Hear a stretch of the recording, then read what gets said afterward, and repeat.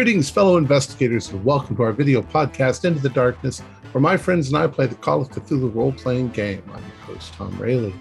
The scenario is Fish in a Barrel. It was written by Phil Anderson and Nick Holland, and it's part of a series called Seeds of Terror. You can purchase it from Drive-Thru RPG. Our keeper for this evening is David Gassaway, and this is a one-shot. So without any further delay, let's begin our journey into the darkness. David? Thank you, Tom.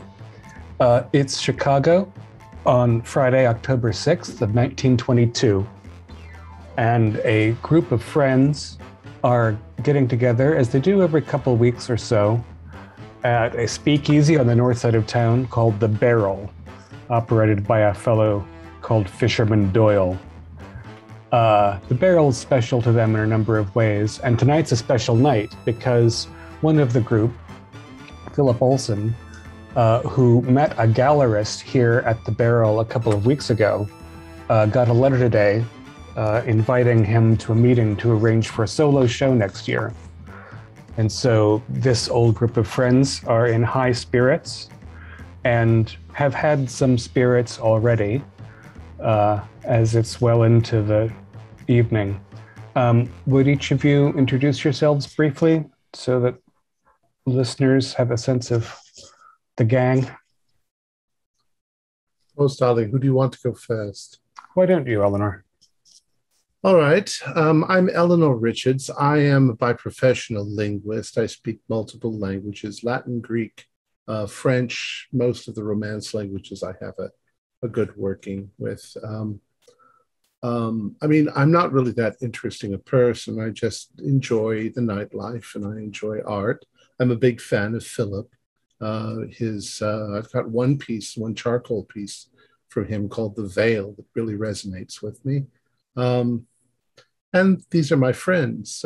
Philip, why don't you go next? Philip Olson, student of the occult and artists, a devout follower to Thelema, the beliefs of Aleister Crowley, but actually makes his money out of the paintings and the art, etc. He spends a lot of his time just hanging out in and around the Barrel and sketching a lot of daily life surroundings before he gets a big idea.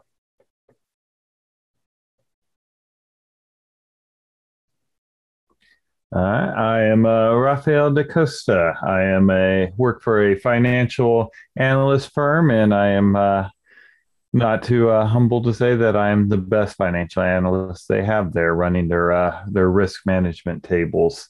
I find it ironic I work there because I believe that the financial sector is exploiting the working class and that it should be torn down. I think Marx and Lenin had the right idea, and that I'm happy that the revolution in glorious Russia is coming to an end. Dr. Celia Jackson, a researcher in mathematics, currently working with the University of Chicago on some promising new theorems. Celia's got a very analytical mind, and while enjoying the company of very artistic people, doesn't really get it. I'm Harry O'Brien, and I am a jazz pianist at the top of my game. You can see the ambition in my eyes. I reek of cigarette smoke. I am disheveled. My clothes, they barely fit, and I've got a 5 o'clock shadow. You may have seen me in numerous speakeasies and other shows in the nightlife. Very good, thanks. Actually, the whole place reeks of smoke. The Barrel is an interesting and unique night spot. The prices are reasonable. The place is clean and well maintained, which means the overflowing ashtrays and spittoons are emptied on the hour. The tables are scarred, but they get wiped down and the place is aired out. It's on the second floor of a building above a general store that's 90% front to it. You go up through the store at night and up the stairs in the back, and you say hello to Big Ed at the door, and he lets you in. And pretty much everybody is welcome at the Barrel. There's some very, very bad gin for a dime if you're on the down and outside. Most of the liquor and the 2 house bottled beers are a quarter apiece, tall drinks 35 cents. There's also something on offer at the barrel that you can't get anywhere else, and they just call it the juice. It's not in a bottle behind the bar, it's under the bar, and you have to kind of be somebody to know to ask for it and to be served it even if you do. You guys are regulars at the barrel and have been for the last year or so. Sometime in there, Fisherman Doyle introduced the juice, and you've tried to pin him down on it. He can't tell you what's in it.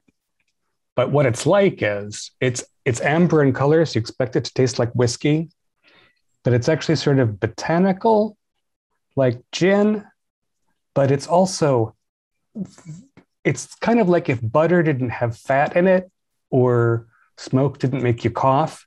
It's delicious. And it's inspiring. It seems to open up the mind as much as it intoxicates.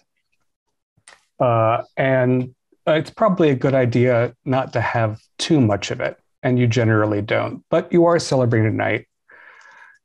And you're probably around your 3rd round, maybe with a couple of lighter beverages in between, when there's an almighty ruckus somewhere near the bar. And a fellow starts crying out, and he's saying, "Get away from me, get away from me." And he pushes through. It's a Friday night. The place is hopping. Pushes through the crowd. He's red-faced, and there's tears, or somebody splashed a drink on him or something. And he's saying, "It's burning, it's burning." And the crowd parts further behind him, and one of the bouncers, this fellow called Sonny, with a U, which is funny because his disposition is not. He looks like a man carved from granite recently. And he sort of grabs the fellow just as he's crashing into your table, causing your drinks to slosh. And he, picks him up by his collar, more or less, and drags him off, still flailing, to the stairs and out onto the street. Jesus Christ. Would you all give me idea rolls? Okay. Uh-oh. Regular. 99. Well, I failed. You probably got some drink in your lap. Yeah. I'm just pissed. Yeah. Yeah, you're wiping off the slosh that landed on you. Slosh got on my draw pad. Oh, even worse.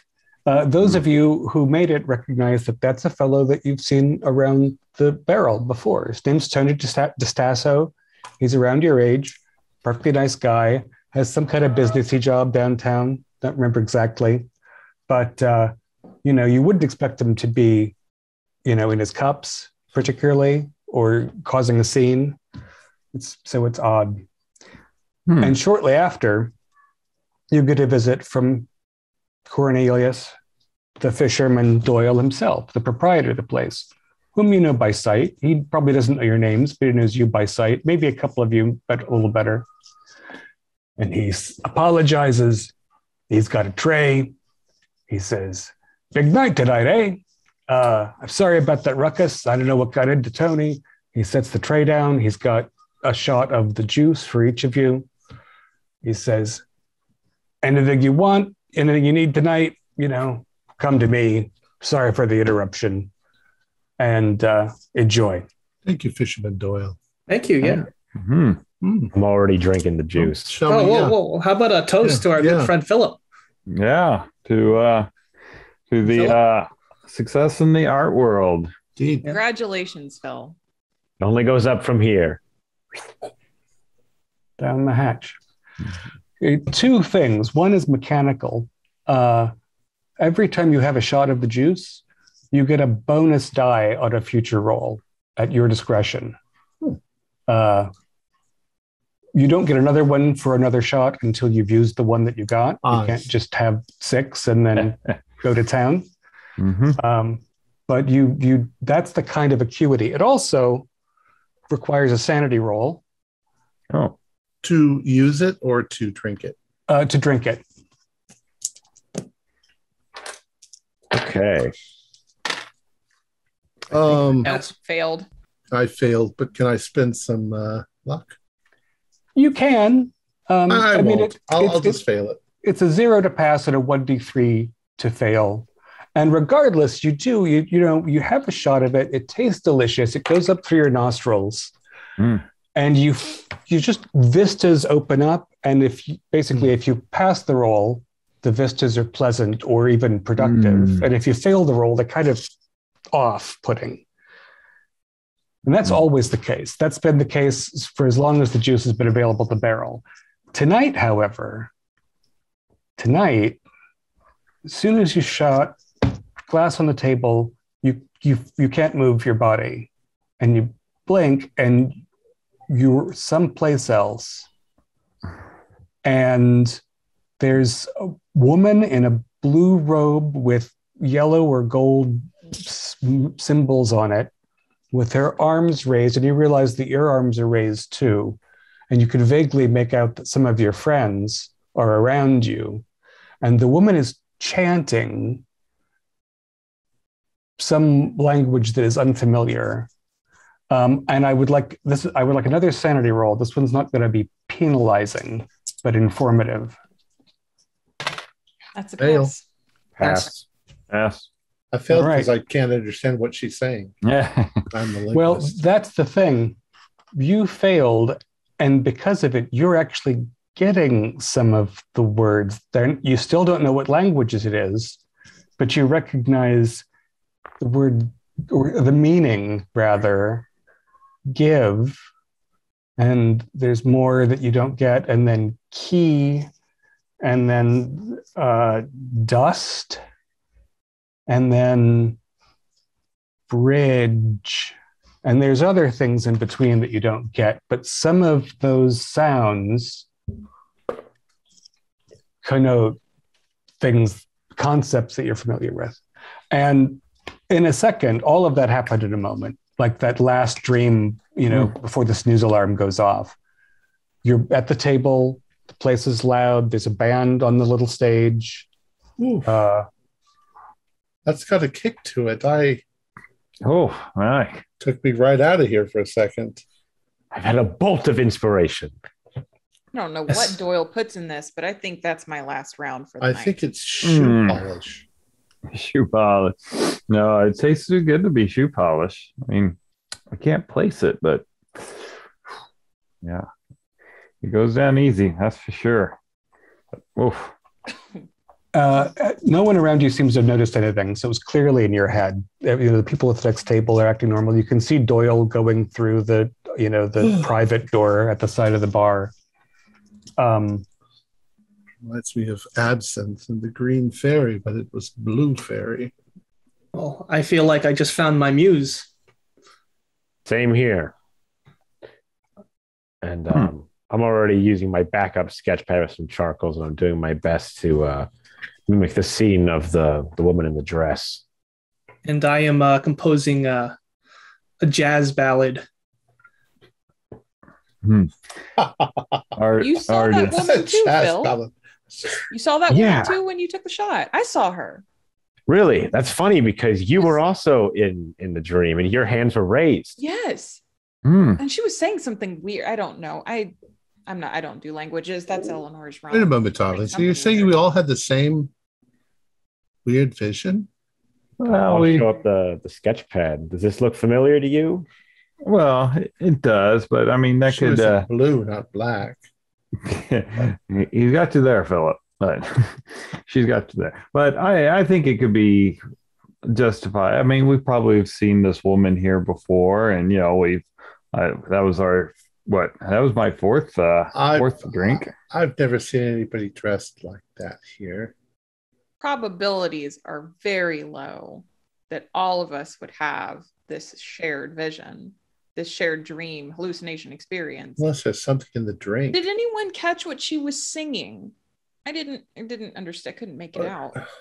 Well, I didn't recognize the language, but something about a bridge and a key and something like that. I picked out some words. Dust. Dust was one of the words, I thought. Dust and bridge. Well, you are are a skilled linguist. I caught nothing of that. All I heard was consonants and not even an appearance of a vowel when I listened to her.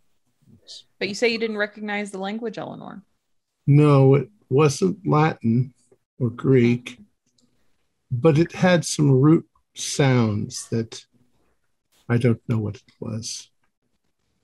Perhaps the legendary Ursprecht, the first language. It is odd that we all heard her sing or say this chant, and it did sound heavenly, though. It must have been the drink. Something in the drink causes, I don't know. Well, yeah, I'm not a scientist. Well, would you like another shot? We can probably go ask. I think to wait for a bit before we have another shot. I'm cutting myself off for the night, Harry. No, thank you. Mm. That was something else. I want to ride the high for now. You could also, you could get something light. You can get one, there's a dark beer and a light beer. They have lemonade and tonic, for a dime at the bar. It's pretty early to end the night, but. Well, we're hardly ending the night. We're just going to sit here for 5 minutes before we decide to have another drink. Yeah. And so I'll enjoy my my beer that I've ordered, but yeah, so I think maybe not doing shots consistently through the night is probably a wise decision there, Celia. Raphael, how's it going with overthrowing the government? Well, we're converting some over. We have much hopes that Eugene Debs will be able to run again, of course. I mean, Harding is turning into the disaster I expected him to be. And now that we're done backing the White Russians, people will see that, yes, that it is the correct way. This stock market boom can't go on forever. I'm sure it'll be fine for at least the next 20 years. Well, You never know. Philip, are you working on anything big right now? Oh, just working on some plans for the exhibition at the moment. I think it's got some particularly strong bits of my work, but I'm still thinking of the headliner, the visionary piece. Something that reflects your inner spiritual journey. Indeed. You should have Harry write some music in this for it. Booth? Anyone else feeling that? What? Yeah. What do you mean? Oh, so itchy. Yeah. I feel like I haven't felt this way since I've got into poison ivy as a child. I don't feel itchy That man at all. who knocked into our booth, I'm calling it now, fleas or lice or something. This is disgusting. This is my favorite scarf. Drink all over me. Awful. Ugh. Maybe But you're itching? Yes. Yeah. Terrible. Yeah, it's awful. I can't draw like this. Harry. Let's move booths. Maybe, is it super crowded in here? Is there like a It's pretty packed out. Yeah, you're going to have a hard time getting seating for 5. Are there any bugs on this? What there are is those of you who have sleeves, roll them up, and as the sort of scratch, as you start trying to rub and not actually scratch, you realize that you have sort of welts spaced on the inside of your forearm going up, and you can feel them. Actually, you can feel the itching. Oh, it's almost a hive. It's an allergic reaction of some kind. They're a bit like hives. They're reddening even before your eyes are getting a little darker, but they're not circles or rings. Mm-hmm. They look more like kind of like brands. Like there are different shapes that are distinct. As though something was printed on you with, poison ivy juice or something. Doctor, let's go to the bathroom and the ladies' room and clean ourselves up. Something's wrong. I'm just going to take some beer and rub it on there, see if it cools it. I will do the same I'm getting with water. Are you going to come with me, Celia? Yes, yes. So, you're at a table sort of in the oblong of the bar. You're at a table on the narrow side of the corner of the length of the bar. You're near the heavy curtains on the street side windows. So the bar, as you stand up, is to your right, and the bathrooms are on the other side of the room, down to your left. And there are, there's a gents and a ladies, not huge in 1922, right. But there's fresh water and mirrors. And we're trying to work our way through the crowd to get over. Yeah, there'll be a little bit of twisting through, but Raphael, the beer is, momentarily soothing. It's cool. But then it's just sticky, and the symbols are, it's not spreading is the good news. The bad news is that the coloration is pretty sharp. It's depending on how fair your skin is, it stands out. I would like each of you to roll your specialty skills: linguistics, mathematics, etc. Mm-hmm. Regular success. Extreme. 98 out of 80. So I have no idea what's going on. Regular pass. Regular. Okay, 3 regulars, and Harry had an extreme.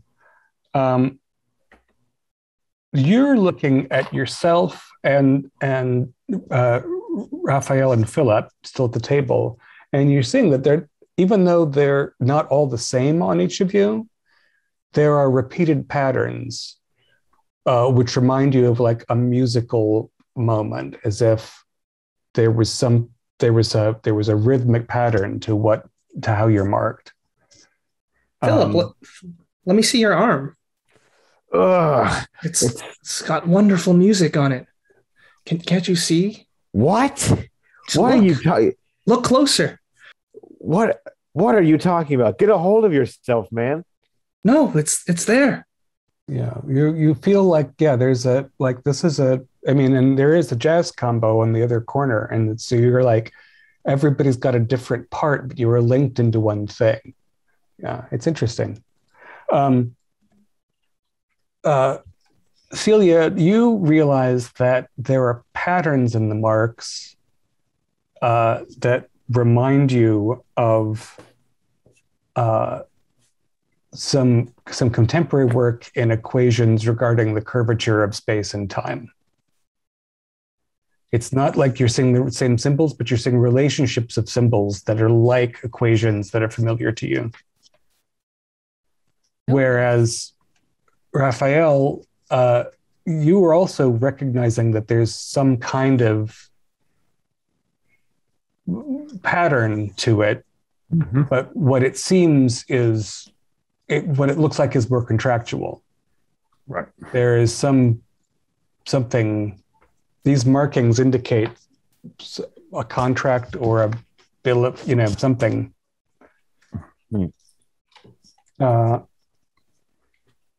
And Eleanor, what you can say is that this is the written form of the language that you heard and had a glimmer of understanding of. So it almost looks like a tattoo, but in waltz. They're sharply delineated markings of irritation. And I guess you could say, as opposed to a mosquito bite or a burn mark, this is something that's coming up from within you. This is something that's being impressed upon your flesh from inside. Celia, do you see this? It looks like letters and words. No, it is almost a perfect replication of Lorenz's theorem regarding space and time. Now, when I look at Celia, do I see words or do I see what she's talking about, mathematical formula? You are recognizing these symbols in the way that you understand them. So, again, she and you share some symbols, but the pattern is different on each of you. Okay. And what you're deriving from that is you're getting a sense, that sound that connoted dust to me is this mark on my forearm. Right. And then I don't know what these marks are. But and one of the thing that you think of as bridge is one of the things that she's pointing to and saying, this is a differential in the equation that she recognizes. Well, and washing and wiping this isn't reducing it in any way. It really, I mean, what it does is it proves to you that it's coming out and not going in. I need to see if Philip will give me a page from his sketchbook. Are you ready, dear? Yes, and it's this. I know we had itching on our chest. Yeah, it goes right across. Okay. Yeah, it's all over. Goodness. Yeah, let's. Yes, this is fast. I need to write this down. Yes, let's go back to the table. Philip, darling, can I have a piece of paper from your sketchbook? We seem to be covered in something. Yeah. I don't know what it is, but I'm not. I don't like it. Here's the. I hand you the sketchbook. I'm going to try and copy what it says. Some order. Philip, as the man of evening and the frustrated party, why don't you try an idea roll? Okay. That is a regular success. It strikes you now that Eleanor's sort of copying symbols down and she and Celia are doing some comparison. It strikes you that when you were during that momentary vision, that you were between them, and then on the other side of Eleanor was Harry, and then there was the woman who was chanting, and then on her other side was Celia. I think I got everybody in there. But what strikes you is that you can go from one side of your marking to the end, and then they'll meet Eleanor's from your left hand and continue the chain. And if you imagine, say, Harry on your right, or however it was in the vision, the string is unbroken among the five of you. I don't like that. We should do it. We should link arms. Philip, this is obviously something bizarre. You should know all about this, don't you? I wish I did. I've never seen anything like this, in all honesty, and I'm afraid I'm getting like some kind of like disease. This is... Well, I mean, a disease, but a very specific, obscure disease. I mean, this looks like some kind of a contract that I would write up. And mine looks like some sort of language, and Eleanor's like math. It's but like a theorem. It also seems to flow together. And I put my hand next to his. See how it's flowing from you to me. Philip, you study the occult. You've never seen something like this before? Is this a spell? A curse? From anything that I've read, I mean, my best guess is, with Raphael's theory of a contract, maybe some kind of pact. I have no clue. Well, it all started when we drank the juice. Yeah, but we drank the juice many times, and I think it'd be more what Cecilia was talking about, something with that man that bumped our table. That was the difference of the night. That's true. Tony splashed stuff all over us when he hit the table. What did he say? He said he was on fire? Yeah, he's on fire. Well, I could see if he had kind of feels like, I mean. Now I'm wondering what this looks like to other people who haven't drank the juice. Well, I mean, the flu epidemic just got done. I'd hate to cause a panic by going, hey, look at these horrible sores that just showed up on me. And Lila. I'm calling for the waitress or the server. It's really a self-serving kind of bar thing. Like there's the bartender. There might be a cigarette girl here on the weekends, but it's basically it's a male staff that can take care of trouble. But I mean, it's Big Ed at the bar. You know, Big Ed. Big Ed knows you. Now, Eddie. You'll probably have to go to him. He's behind. He's. Yeah.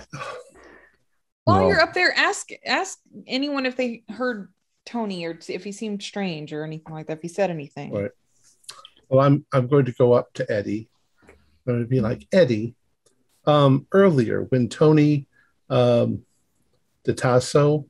ran into our table, he splashed stuff all over us, and now we've got some kind of rash. Do you see this? Yeah, I don't think he was carrying kerosene or anything. That reminds me. And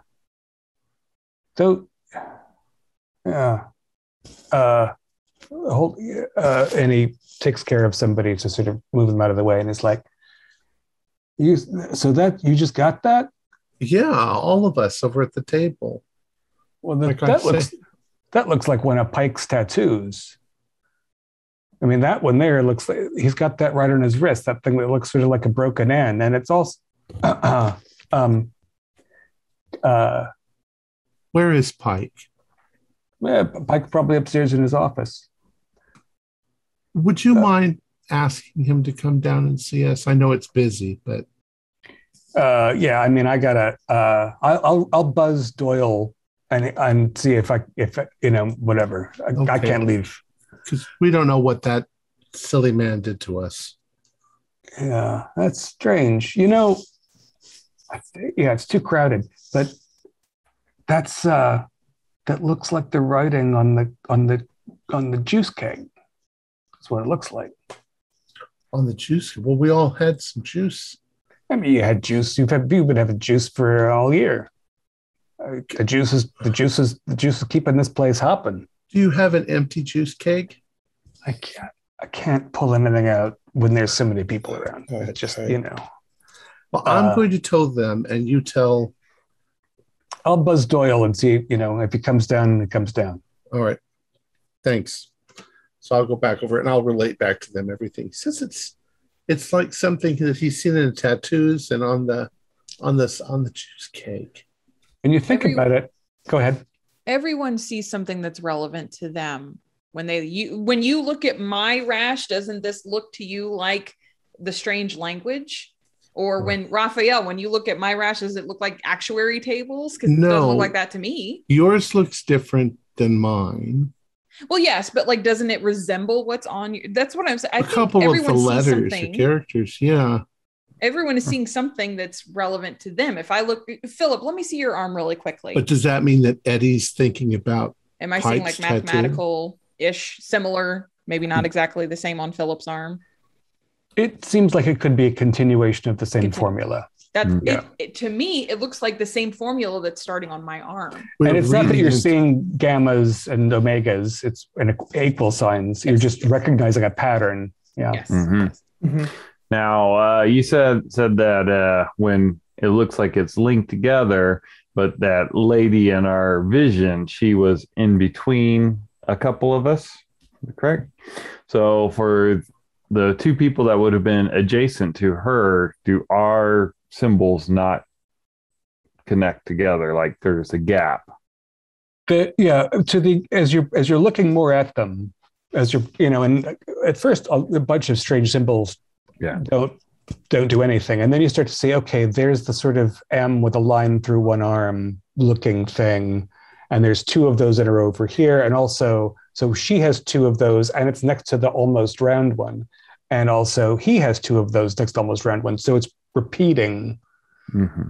And the sentence is cut off for a couple of you. So when I look at these notes on my arm and I kind of hum the melody, is it something like revolutionary, groundbreaking, or is it? It's strange.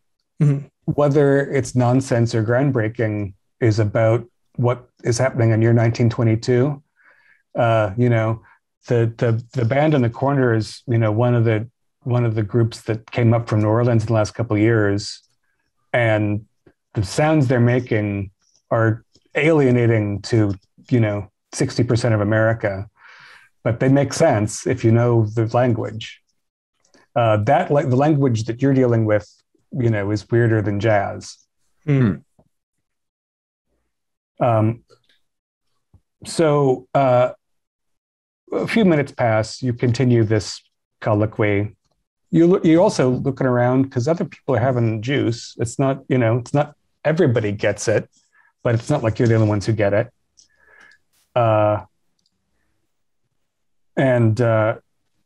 After 10, 15 minutes, Fisherman Doyle pushes open the door that's marked private by the bar, if you're keeping an eye, and he and Big Ed have an exchange, and he comes over to your table with stacked glasses and a pitcher of lemonade, which is very sweet and kind of terrible, but it's good for mixing with cheap liquor. And he's like, "Hey kids, I hear you had maybe this have to do with Tony. You have some sort of problem. You got a." Well, we don't know. Tony banged into our table. You brought us over some juice right after that, but look at us. Yeah. Now, I don't drink a lot of the juice myself. It upsets my stomach. Did it taste all right to you tonight?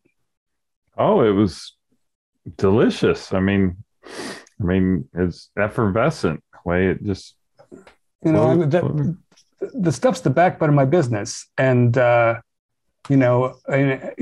doesn't tell me where it comes from or what the hell's in it.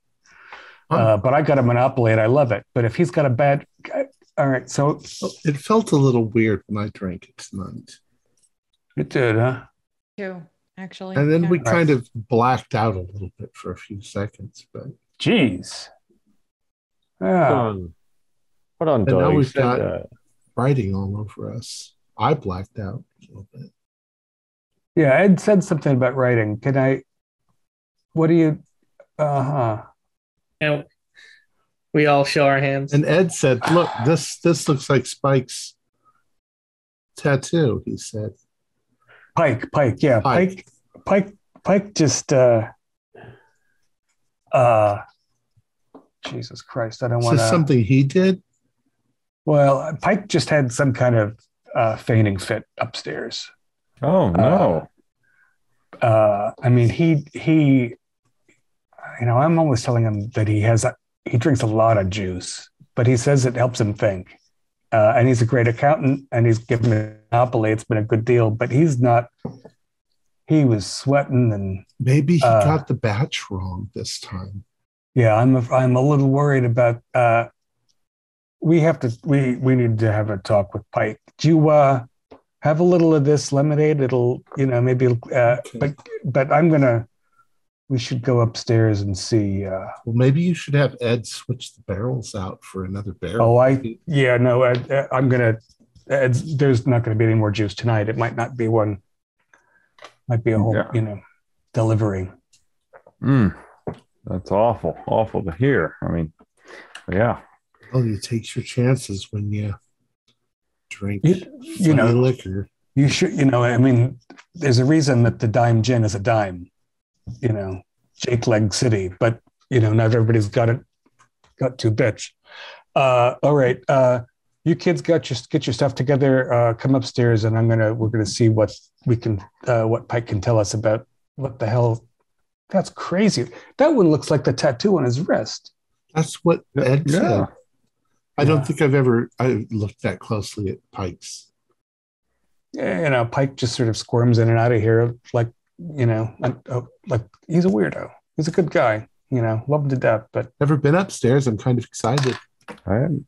Yeah, I'm gonna. So, and he waves you over, and there is, the open space into the bar before the door that's marked private. He goes and has a few words with Ed, with Big Ed, and and you've never seen them before, but you're at the side of the bar and you can see that they're little barrels. They're like single gallon barrels, which are under the, because it's not a bottle. It's got a little tap in it, and it's got writing sort of burnt into the wood of the cask, and it looks familiar. It looks newly familiar.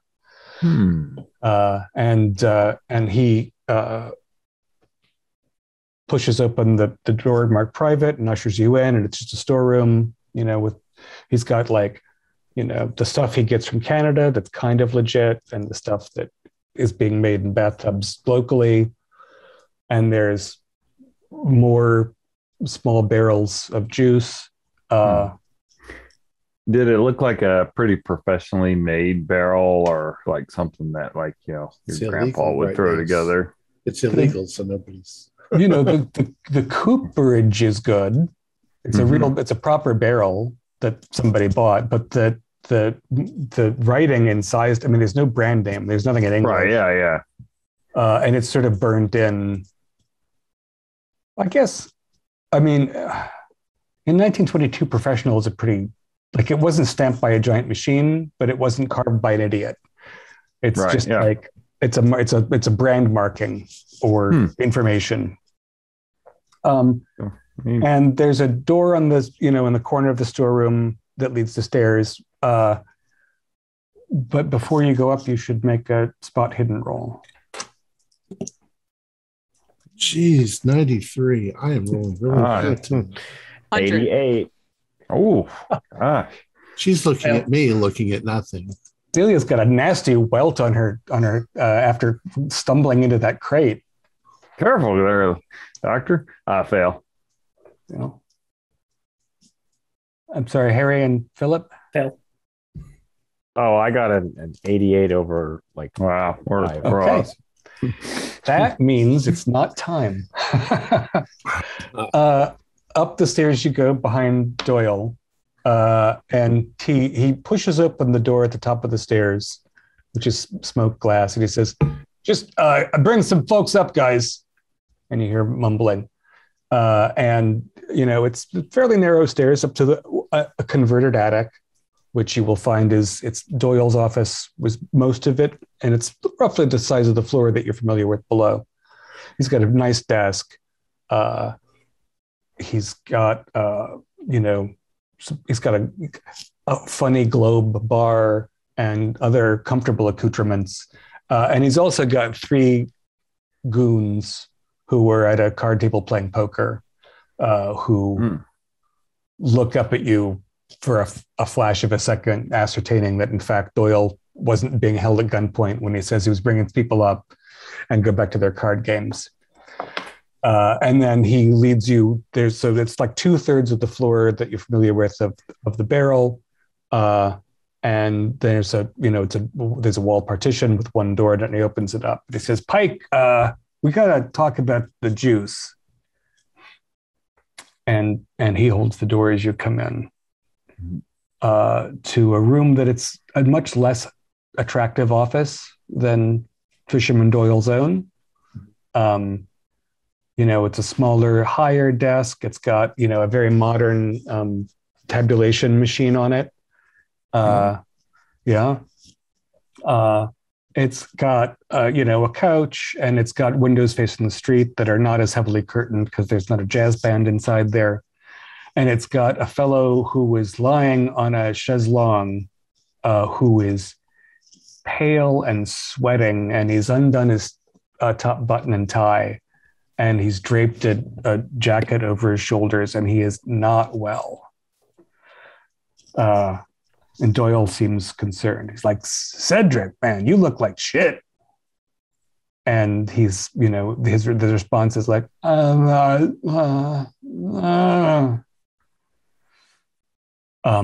Is he okay? Yeah. Should we take him to the doctors? Well, we should bring a doctor here, a doctor I can trust. I'm trying to think who's a regular. Yeah, I'm gonna go into the office and call somebody, because he was like faint, and but he said he was gonna come over here and lay down, but he wasn't like this. Yeah. And so Doyle goes back to his side, leaving the door open, and he's on his desk. Are you They're okay, like, honey? Should I bring you some water? is there like a rag or something that kind of maybe try and cool him off? Because I'm thinking he has a fever. He's I don't know where you'd find a rag. I mean, so he's got a couch, he's got a desk, he's got a lamp or two, probably a couple of wooden chairs, but there's not a sink up here. Right. I'll just go like fan him a little bit, try and make him a little more comfortable. Hey guys, do you think we should find the recipe for the juice? This might be our only chance. I think it might only be in his head. Yeah. I mean, I'll check anyway. yeah, well, be quick about it or else the juice will be your blood. Yeah. I'm going to try the desk, looking around there because I've got money on my mind. Mm-hmm. All right. I think a regular spot hidden will suffice to see. Those of you who approach Pike, he might be feverish, but he doesn't. He looks actually like it's a cold sweat, and he's grinding his teeth a little bit. And where he's undone his sleeves, and he's undid his top button and pulled his tie down, there are welts, but they're not distinct. They're blurry. They're not as nice as nice. They're as orderly as the ones on your body, and they're more swollen. How's your roll? Can I spend luck to succeed? You can. All right, I'm going to spend 23 luck. Ooh. Wow. There are two important documents, and since you spent 23 luck, it's the least I can do. Yeah. I'm going to share this with everyone in the room. Bloody clear. Ledger. Is that blood, guys? Is that the pattern that's tattooed on us? Essentially, yes. What do you mean? Is that blood? What are you talking about, Harry, over there? Yeah, look at this paper. Like, look in the center. Could be wine. Don't you pipe this. Pretty red for wine, Raphael. I know. I just don't want to. Yeah. Yeah. I get it. Right. So that's one notable object. And then you have this one. See a receipt for a cod. It looks like for candy and stuff. Oh, he's selling juice for $25. That's holy smokes. That's a lot of money.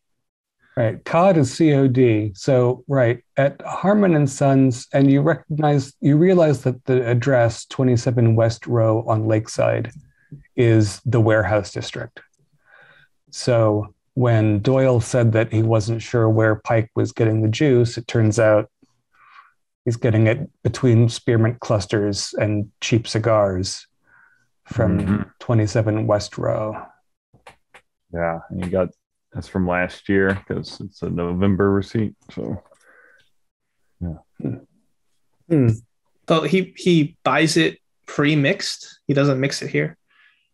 He's getting it from a candy maker. Well, I mean, it is Good sweet, front. but It's a good front.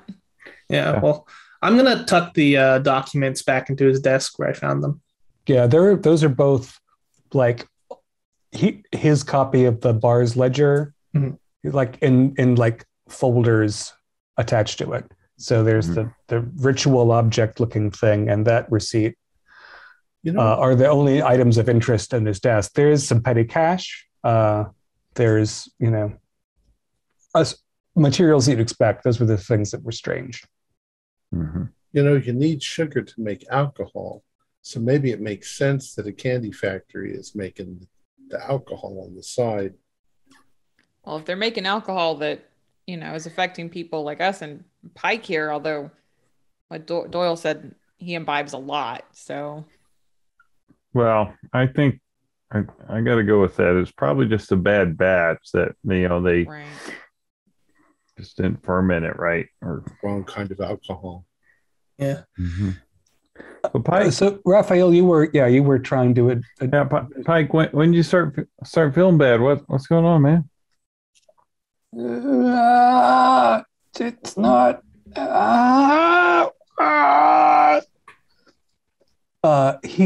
He doesn't seem to recognize objects particularly. His eyes seem to be focusing in two places, and he is starting to bleed where he scratches. The goon comes up with a bottle of seltzer water, and a couple of those conical paper cups, and says, "I don't know, he's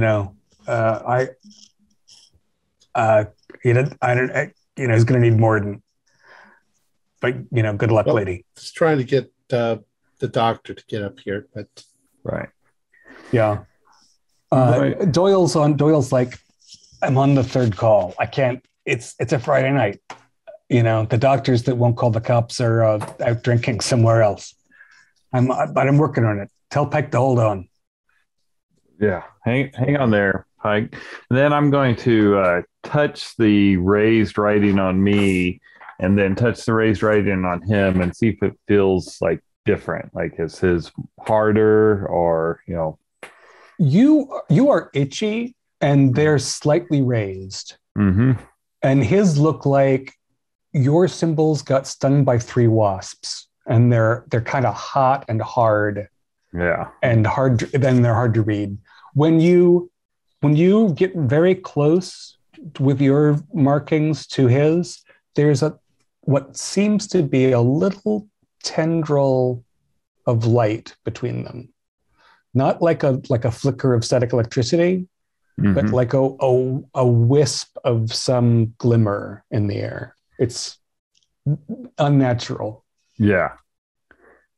As soon as that happens, I'm going to move my arm away from his, and Quite reasonably.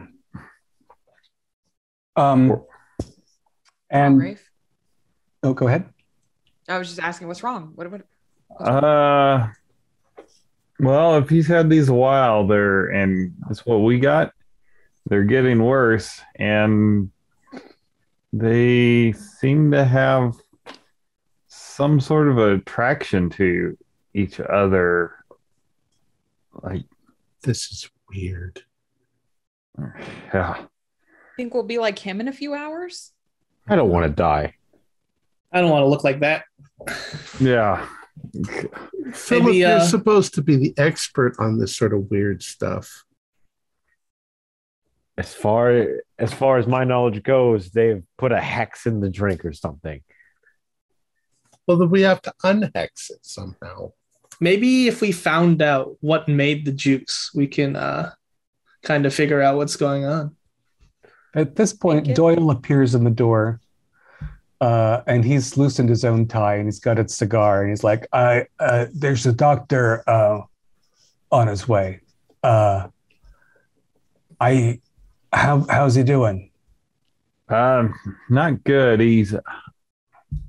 It's like he doesn't even realize we're here. I tried to give him some seltzer water, and you guys, how you feeling?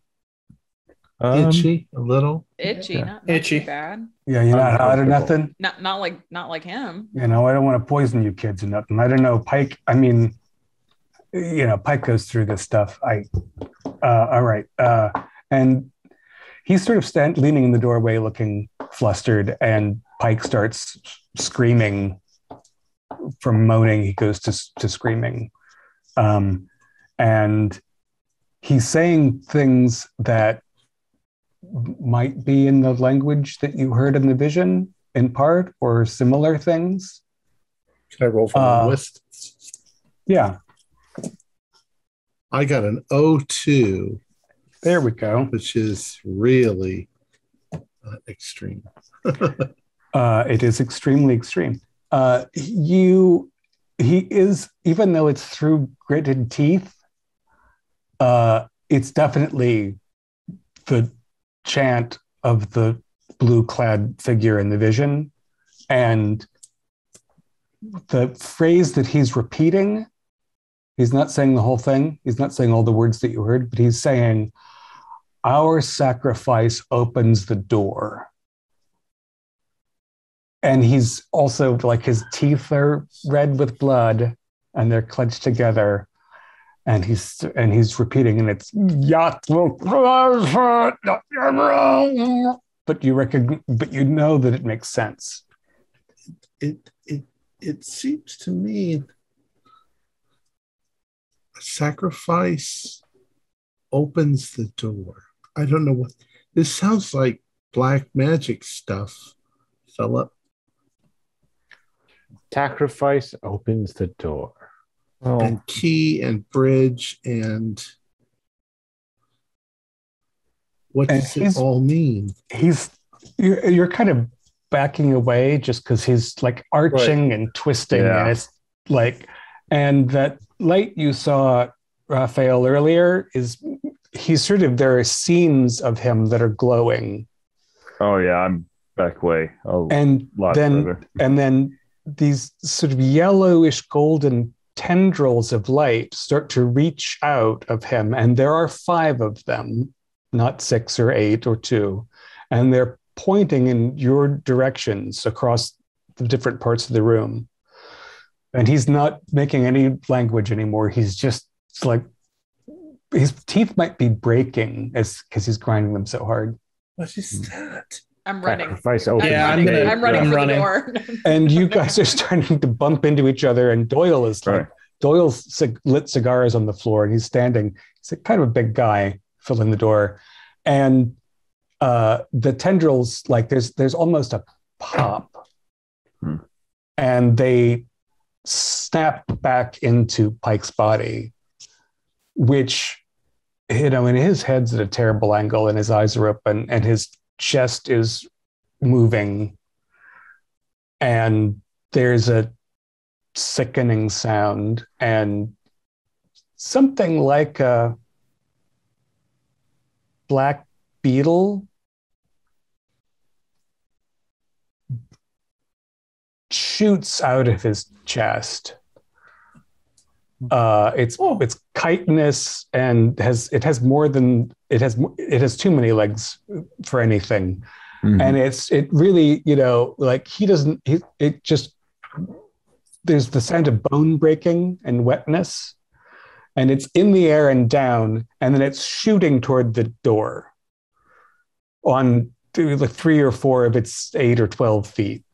Which is where we're standing. Which is where you're clumped together. And when you say beetle, like how big of a beetle? Like, oh, I'm sorry, it's like his whole torso size. Oh, that's a big bug. It's a giant chitinous vermin thing. It's got the whole front of it, from the top to down, is eyes, but it's got all these sharp-looking black limbs, and they're skittering across the floor bloodily toward you. Sanity rolls before you dodge. Yeah. Oh. Fail. Pass. 100. Oh. I passed. Okay, that's 6 and a bout of insanity for our rashly minded friend. Dang. There for a moment I saw. So does that mean if we fail, we do? Yeah, it's a D6. 1 for success and a 1d6 to fail. Ooh, only 1. Oh, only 2. Yeah. I know what I'm doing. So Keith, I guess you're going to roll intelligence. Yeah. Good thing I'm smart. I did fail. So congratulations. Yeah. Well, I've lived in Chicago my whole life, so I've seen cockroaches. I'm just going to kick the fuck out of it when it gets near me. So I assume you're going to try to kick it, not just dodge I'm it? kind of like this, and I'm just going to kick when it gets near me. I mean, it's the mass of it is a couple feet off the floor because of its many long. Well, it's like a dog, legs. right? Like dog. It's like size. an upright dog. Okay, I'm still going to kick at it. Okay, So you're going to fight back. Is everyone else dodging or I'm just dodging. Scrambling out of the way. Yeah. I'm not a fighter. I'm going to dodge and go for a window, assuming we're on the second floor. This is the second floor, but this is the third. This is the attic floor. Oh, well, there's the store, and then the speakeasy, and then this is the attic. And there are really only windows in the front behind the desk. And I've got on my high heels. So right. Okay, so why don't we roll our dodges first, and then we'll roll our attack and counterattack. Oh. I will spend one luck to pass. Rolling hot tonight. I'd have to spend like 40 luck to pass. Yeah, so same. Good gracious. I'm taking that fail, yeah. Well, it's not a big room, so we're kind of pinned. Right. The good news is that it wasn't. It's. Well, all right. So because you were standing in the way intentionally and fighting back, you rolled hot. I got 4. Whoa! Yeah. 4 out of 40. So that's after like 90 bad rolls for everybody, you've got that's single digits. Extreme. That's an extreme. All right. So that bug right in its nuts. The insane thing is that the bug just rolled a 1. I don't know what the last time I rolled a 1 was. Here's the good news. It just wants out of here. So its attacks are like it's barreling shoving over us. Yeah. The bad news is it's shoving with its sharp chitinous, long prongy things. Hold on. So we had 3 flee successfully. That's right. Self and Philip, I believe we failed. Oh, right. No right. Dodges. Okay. So the good news is that, and it is good news because who wants to be punished for rolling a 4? You're going to each take 1d3 only. Okay. And it's going to be that hurts. And I let you choose the location because this thing has so many limbs that are just scrabbling. Right. It's not attacking. However, Doyle gets it right in the chest because he was standing full in the doorway. Right. At least 3 of the things go into it. 3 of the limbs go into Doyle, and then it bowls over Doyle's body and into the next room, where the poker game is interrupted by a barrage of gunfire. And in the next 10 seconds, 12, 14 shots are fired. And then there's quiet, except for the screams of people from downstairs. Because when you're at a speakeasy and you hear a bunch of gunfire upstairs, suddenly everybody runs. The band stops and everybody flees. So there's this weird silence where you can hear some of Cedric Pike's fluids dripping off the chaise-longue onto the pile of his organs on the floor. And the 3 goons running up to their boss, who's got he's got bubbles coming out of his chest where the wounds are, and his eyes are rolled back in his head. And the giant black bug is, a steaming pile of fluids that smell like, I don't know, shit on fire in hell plus acid. Oh, that's not that bad. And like the parts of its limbs are sort of twitching and collapsing. And a few of you need to attend to injuries. Yeah, so we took 1d3 damage on that failed dodge. Yeah. Okay, so I took 3. I took 1, but it slashed my leg. And it ripped my pantyhose, god damn it. Stockings, yeah. You had nice stockings on. It's Friday night. Mm-hmm. They're expensive. I think they're made out of silk at this point in time. nasty slice in my torso.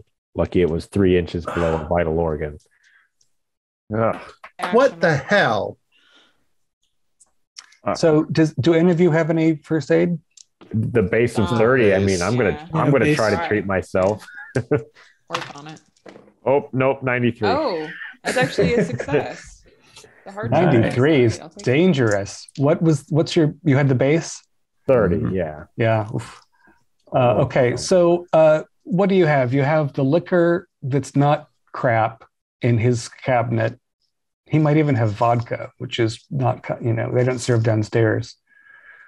Philip got in the 90s. He's trying to paint it closed with his. Scraps yeah. He's using the charcoal to. This will be good. Drawing my skin back on. Yeah. So just put this on it. Oh. And then there's the 3 goons, and they're like, at this point they've ascertained that they don't have a boss immediately until the chain of command is figured out. Doyle's expired. One of them, who's got one of those like tiny lip top mustaches, has sort of wandered over to Doyle's desk, and he's realized that the drawers are locked, and he doesn't necessarily want his friends to see him look for the key on Doyle's body. But what their plan is, other than reloading, it's not clear. I think we should go. Yeah. Yeah, let's leave. Is that going to happen to us? I hope not. I think we should assume it should, unless we do something about it, because. Well, we need to find out what's in this. Yeah. I mean, we have the address of that place. It's 27 West Row. Yeah. Well, boys, we'll see you. Don't get their attention. Yeah. Sorry. Go, Raphael, go. I put it on my tab. Get out. Yeah, the goon that's sort of on one knee and one bent leg over Doyle's body looks up at you, and he just shakes his head in this world-weary way, but they don't make any attempt to stop you from leaving. The door was open, they were around. They don't think that you did this. Yeah. Luckily. And all that noise, the cops are coming. The cops are coming with all that noise. Yeah, of course they are. Yeah. Yeah, let's get the fuck out of here. Oh. All right. Yes? Saying, oh my goodness, this is awful. So much for Philip's big night. Yeah. So you've as you go to the door to the stairs down to the storeroom, the big bug is almost gone. Like it's just collapsing into itself. It's eaten through some of the floorboards, but the shells are dissolving in the insides of it. And you clamber down the stairs as best you can. And here, let's try another spot hidden roll in the storeroom. Oh, got an 11 that time. There we go. I actually passed. Regular success. I can spend 4 luck and make it an extreme. Once one of you sees it, you're all going to have a look. That is, near so there's like wooden frames holding the boxes of liquor and whatnot, and next to the casks of the juice, there's this handwritten list that has several names on it. My name's on there. My name's on there too. Our names are on here. And so's Tony's, and his is crossed out. And his is crossed. Oh my god. Oh my god. Is this Even the people? Philip's Are they trying to kill people? Oh my but it god. says do not remove. Well, I'm going to remove it. Doyle? Could be. I mean, do you think he was in on this? Do we know these other names? Why would he want to do anything to us? We're not like crime bosses or anything. Do we recognize any of the other names aside from Tony? A couple of them might be familiar to different parts of you, different ones of you. They're not.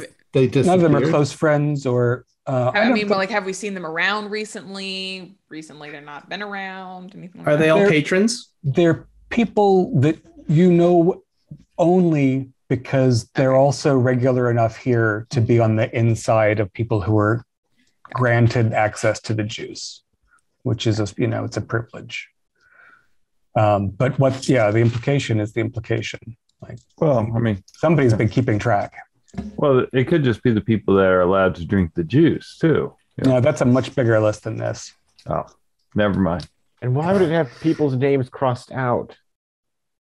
Who are dead? We've got to figure out what's going on. Yeah. Was Pike's name on there? I No, don't think so. Oh, huh. Well, I mean, I gotta side with Dr. Jackson there. I mean, all we know is where this comes from, and yeah, Well, I don't want a damn bug bursting out of my chest. I don't want to see that either. I think we have to go to where they're making it. I don't know what else to do. And that place can be dangerous. It could be dangerous. They're making this juice. They probably want to protect it. So, Well, I think we ought to go because the cops are going to be showing up and they're going to look for someone to blame. Why us too? I mean, I can figure Raphael because he's a commie bastard, but why us? At least there's another dead exploiter of the people upstairs. Someone doesn't want my exhibition to happen? now that you're out of the storeroom into the barrel itself, as you'd expect, it's every sign of being rapidly abandoned. Can I grab one of those barrels of the juice that's under the counter and take it with us? Because it's Absolutely. got writing on it, and I want to see if I could decipher the writing. now, did Doyle have any weapon underneath the bar? Oh, yeah, there's a shotgun rack. There's two of them, one on each end of the bar. All right. Well, who wants a shotgun? I can't. That's not my area. I mean, if you're handing it out. Remember, the police will be in about 30 All right, seconds. Raphael. Well, that's why we got to take it and run. Go. Yes, run. You don't know if we find have you to with a fight more of shotgun those in here. bug things. It might pop out of you, Philip. Hope it's loaded. Yeah. All right, so I'm leaving. you're taking a keg of juice. You're taking both shotguns. Anything else you want to look for in the abandoned speakeasy? Harry just seems to be taking stuff. Might as well rob the till while you're at it. That's gone. That's gone already. There isn't anything in here that's paperwork from that place. Is there anything that would the Harry and Sons or whatever it was? And your impression is that the source of the juice was Pike's secret. okay, So there isn't anything down here, and they don't keep a lot. Speakeasy rules. of course. The money box is easy to remove when the cops show up, or if they might. And there's not a lot in writing, generally. Fair enough. Well, if the speakeasy at the moment is kind of abandoned, the police are on the way. We're getting the hell out of here. I'm grabbing the expensive bottle of whatever is on the shelf as we go out the door. Really? Why I'm too- not? The I'm police too- are just going to smash it all. Or take it home themselves. Yeah, Doyle's not going to miss it. All right, so you got a nice bottle of scotch, an actual bottle of scotch from Scotland that is not made in Canada, a keg of juice, 2 shotguns. Maybe you'll grab, I don't know, a couple of bar aprons to wrap around the guns in case when you get downstairs, Mm-hmm. But the street is pretty quiet. There's a couple of guys across the street who are watching the place who might or might not be staff or hopeful looters. There's at least 2 broken heels in the gutter from fleeing women. Probably if you'd looked around upstairs, there were a couple of pocketbooks you could have grabbed because people left in a hurry and many inebriated. But it's about a 20-block hike to the warehouses by the water where you have the address. And it's only, 11-ish on a Friday night. There are probably, some of the revelers are along on a couple blocks and are waiting to see if the place opens up again. Do any of us live close enough in that direction that we could stop and freshen up and get Philip something to put on that wound? I think that's probably a group luck roll with the lowest luck. Oh, that's probably me. No, you ended up in probably that's going to be Harry after his 20. Yeah, I've got 37 luck. So right. Nope, 59. Yeah. It's unlikely. I mean, it's not between the cool part of town and the warehouses. There's not a lot of residences in 22. There's factory buildings and stuff. You could probably get to a diner or some other public establishment where you could get yourself together, but you don't have a change of clothes or anything. Oh, I'm sorry. I forgot something relevant that strikes me. Let's have a luck roll that's not as bad as Harry's. Mine is 69. I think 55 is, 55. Yeah, let's try that. Okay. That is 41, yes. Okay. You guys did spend a little time poking around Pike's office, and we got distracted between the dying man and the desk. There was also a trunk in there. And in the trunk, there were two noteworthy items that would have been on your mind in the aftermath of the violent intercession. One of them is a blue robe with yellow gold marks on it that is like the one you saw in your vision. Oh. And he's also got two clean shirts just because it's his office in the bar. So if we want to retroactively grab any of those things, we should take advantage of that. You don't have to, but seeing the dress retroactively is definitely going to give me some pause. The robe? Yeah. At this point, when we're seeing it, this after I've been stabbed, I think I would grab one of the shirts. Let's say, too, that we grabbed the blue robe, and in part, that's what we've got stuff wrapped in. Mm-hmm. Yeah. Okay. Yeah. So right, there are some open public places you can get to between here and there, but mostly it's a dark downtown on a Friday night. With sirens behind you as you move away. Are we still itching? Yeah, they itch. It's not as violent as when they came out. You would like them to go away. But whether it's psychological, they haven't swollen up and turned hard and hot like Pike's, which is comforting. Do you want to stop somewhere and see if we can figure out what the barrel says? Well, I need to make some kind of stop because two of us have shotguns. If we need to get armed for something, I need to get a club or a baseball bat or something. Well, we might get to that place and they might be closed. And there might not be any. Well, I'm sure they are. They're a candy store. Well, it's a warehouse, not a store. Wow. Which doesn't mean it's open at 11 o'clock on a Friday night by any means. Yeah, exactly. And as far as improvised weapons, you're in, Chicago. You're in the industrial sector of an urban center in 22. There's no shortage of barrel staves, chunks of lead pipe over there. Yeah. So is that like Tommy a D6 or a D8? It's D8. Okay. Yeah. Yeah, these guns laying everywhere. It's Chicago. They're all rusty though, and they're likely to backfire. Machine guns with the round Tommy drums. Got my rusty lead pipe. It's really nice gangster cars.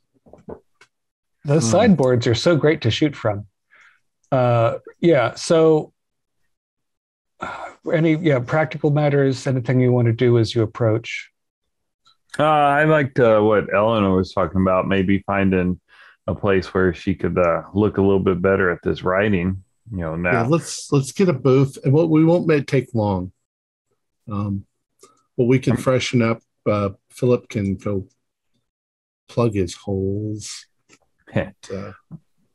I'm going to look for a place where I can just kind of stash this shotgun outside. I'm not going to carry it into a restaurant. Yeah, same. We'll take a far booth so that I can covertly look at this barrel without anybody seeing it. Being, long-standing residents, where enough to know where there's a filling station that's got a diner across the street that's open late. Okay. So you can make arrangements to take care of those needs. Did we already tried first aid and Philip failed. Mm-hmm. I did on myself. Sorry. I did roll successfully on myself. And I think that's just a 1 hit point thing. So you took 1 back. Right. And Eleanor, did you try? I tried on myself and failed. All right. So I just had a scratch anyway. I had a one hit point. I still got 8 HP. Yeah, you're good. Mm-hmm. All right. All right. So let's say you take a half an hour. Maybe Celia has a stocking that Eleanor can use. They're not quite the same color, but at least it doesn't look, you don't look out of place or garish. Heaven forfend.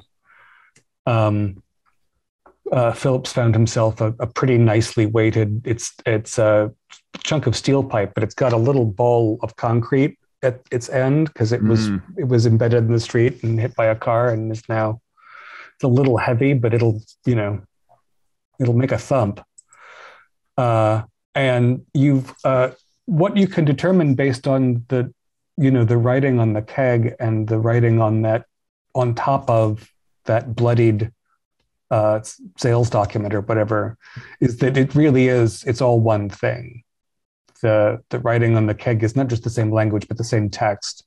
And that's the text that's on your bodies. Well, it's almost in a circle. Almost in a circle with the chunk missing. But it's also redundant. So it's not like you're missing, like it's not a 5-phrase chant and you have 4 of them. It's the same thing repeating. It's one long thing. Yeah. So what I'll do is I will try to, in that half an hour, I will try to copy it down as I see it on the barrel and stuff, and then see if I can figure out what language it is and what it says. Does it come across, first of all, as some sort of magic spell? Why don't you do a linguistics, and why don't you try to help with an occult roll on that? All right. I got a 30, which is, I've got 90 in linguistics, so it's still a hard. Great. 35 out of 80 hard pass. Great. So you guys, because the phrase that Pike spoke, our sacrifice opens the door, because you can sort of place that onto some of the text that you had already been in the process of interpreting. You can, and because Philip has ideas about how these sorts of conjurations are done, you work out a translation that you think is more or less an acceptable English equivalent. Okay. And it reads, "We give ourselves to the key and the gate. Our sacrifice opens the door. All become one, all become dust. Our souls shall bridge the present and the past."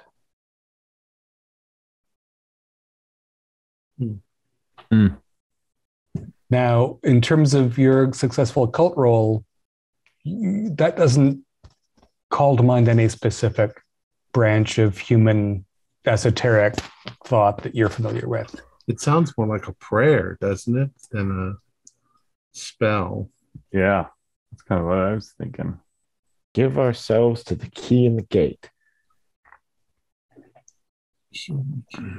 The woman said something about the key and the gate and the bridge. Who was the woman, though? You think maybe something happened to her prior, and her robe was up there? Well, don't you think that was Pike's robe? Maybe he's part of some sort of religious cult. I mean, all religions are a cult, of course. I mean, they're opiates for the masses, but it's a. Let's not have a political debate right now. I'm sorry. I'm just saying they have magical blue robes with. If we get to that place tonight and they've got a bunch of blue robes, then it's a cult. Yeah, I don't like it. I don't like it one bit. It's going to be a long night. So hot coffees all around. Sacrifice what? Yeah. Sacrifice who? Well, I'm afraid that Considering what happened to our boy Pike, I think there's an obvious answer. What if they're infecting us all with bug eggs? How would they survive in alcohol, though? I think this is more than bugs. Celia, you're a doctor. Don't you know all of this stuff? Mathematician, Eleanor. I don't. I'm just inclined to think this is a bad batch. I don't know what these etchings mean. Maybe the company that makes it is religious or something. I don't know. Maybe it's just a gimmick. But something weird happened tonight. Cockroach became gigantic, and well, who knows where they're making this? You know, some just back alley in a toilet or something. Might just be stored in that warehouse. Anyways, let's not dilly-dally if we're going to go find out. Anything else we want to handle before you approach the block itself? 27 West Lake or whatever it was? Good. West Row. So it's dark, and this is a warehousey industrial district. So there are not as many street lamps as there are, where things are happening. Yes. I am going to steal a steak knife from the diner. Stick it in the pockets in my dress. Yeah, it's no pockets. Stick it here. Put it lengthwise. Ow! I keep forgetting. Ow! Don't. Sure. Just in case I have to defend myself. So we're talking about a handle and a blade like this. Yeah, like that. Yeah, something that's not. You can get that. It might stick out. The handle might stick out of your bag, but it's fine. I can hide it until and you can wrap it in a cloth napkin so that it doesn't poke through your. All right.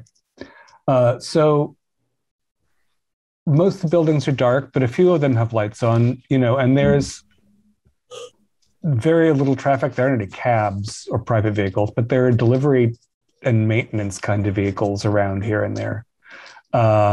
And the warehouse that you have the address to, it has a small hand-painted sign above the door. It's a big boxy nondescript brick building. It has metal grates over the windows that are pretty high off the ground. You're not going to be able to peer in from the street.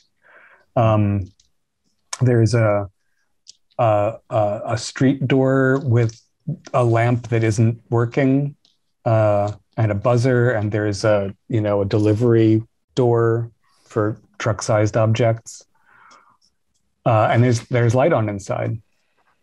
It's not bright, but it's not dark. Might just be security light or something.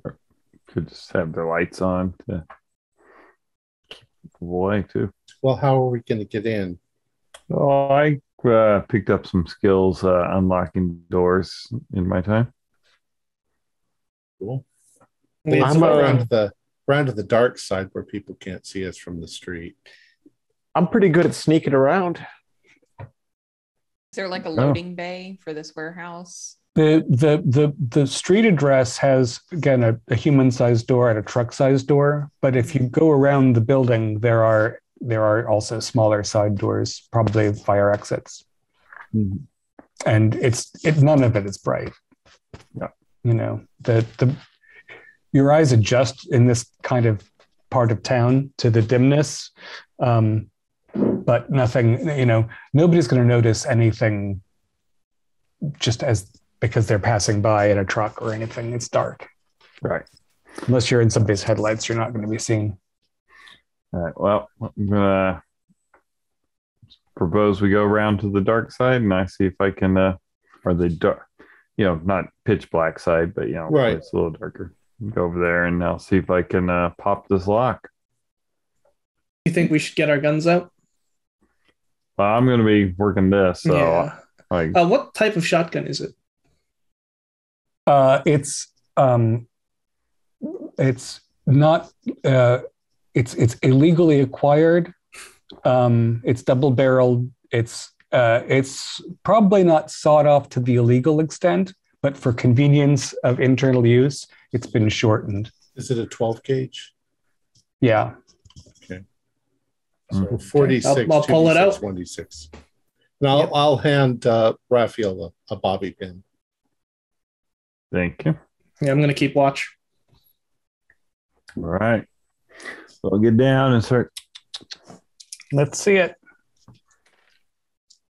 02 out of 50, which is a extreme. I could have opened it for that. True.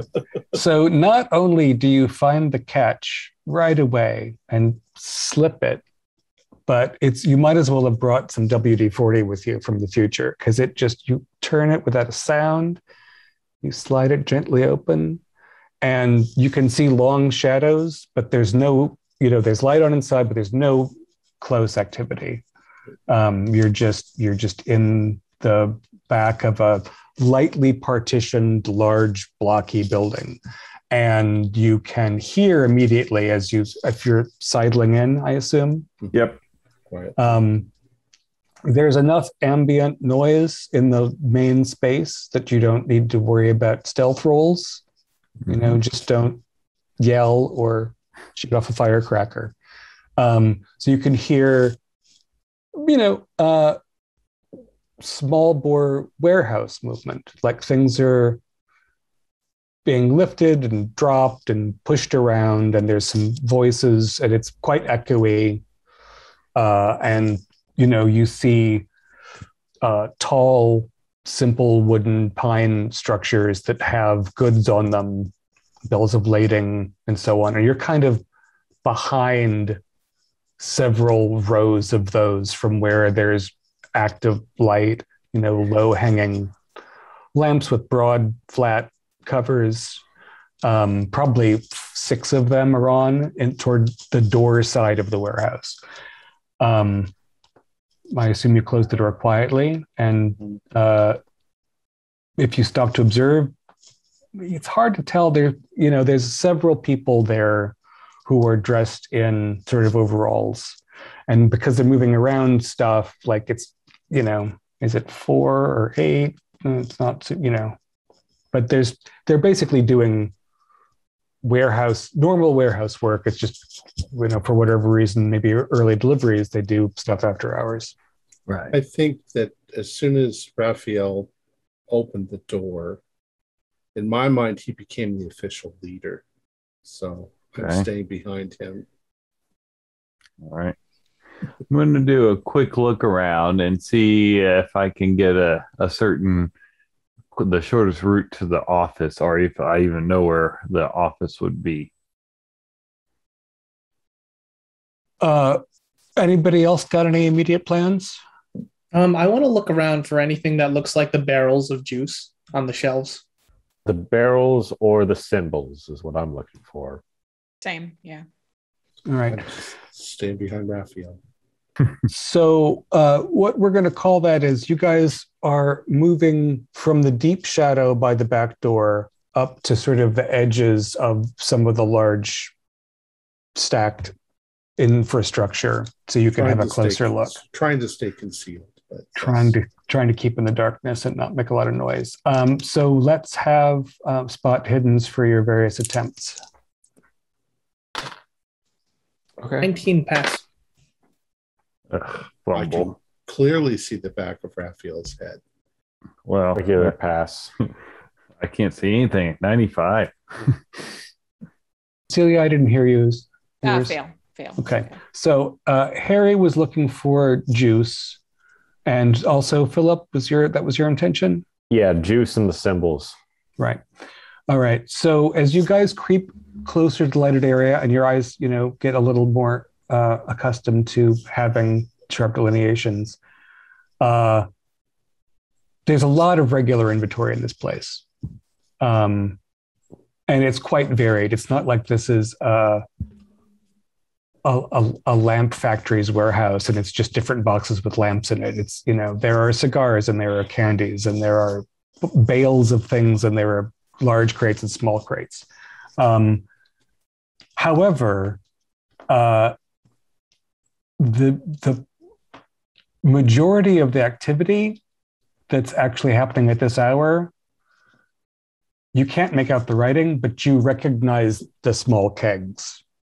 And they're at least 4 of the people are involved with, in some fashion, filling those kegs from a larger crate or something. Maybe there's barrels inside. It's not close, but they're definitely like there's a wheeled, push cart thing that's got 8 of them on it, and there's a guy, one guy carrying one and stacking it, and maybe, and there's a couple of other workers moving other things around, and there's also a woman in there who is not wearing overalls, who's wearing kind of a smart suit, and she is clearly directing things.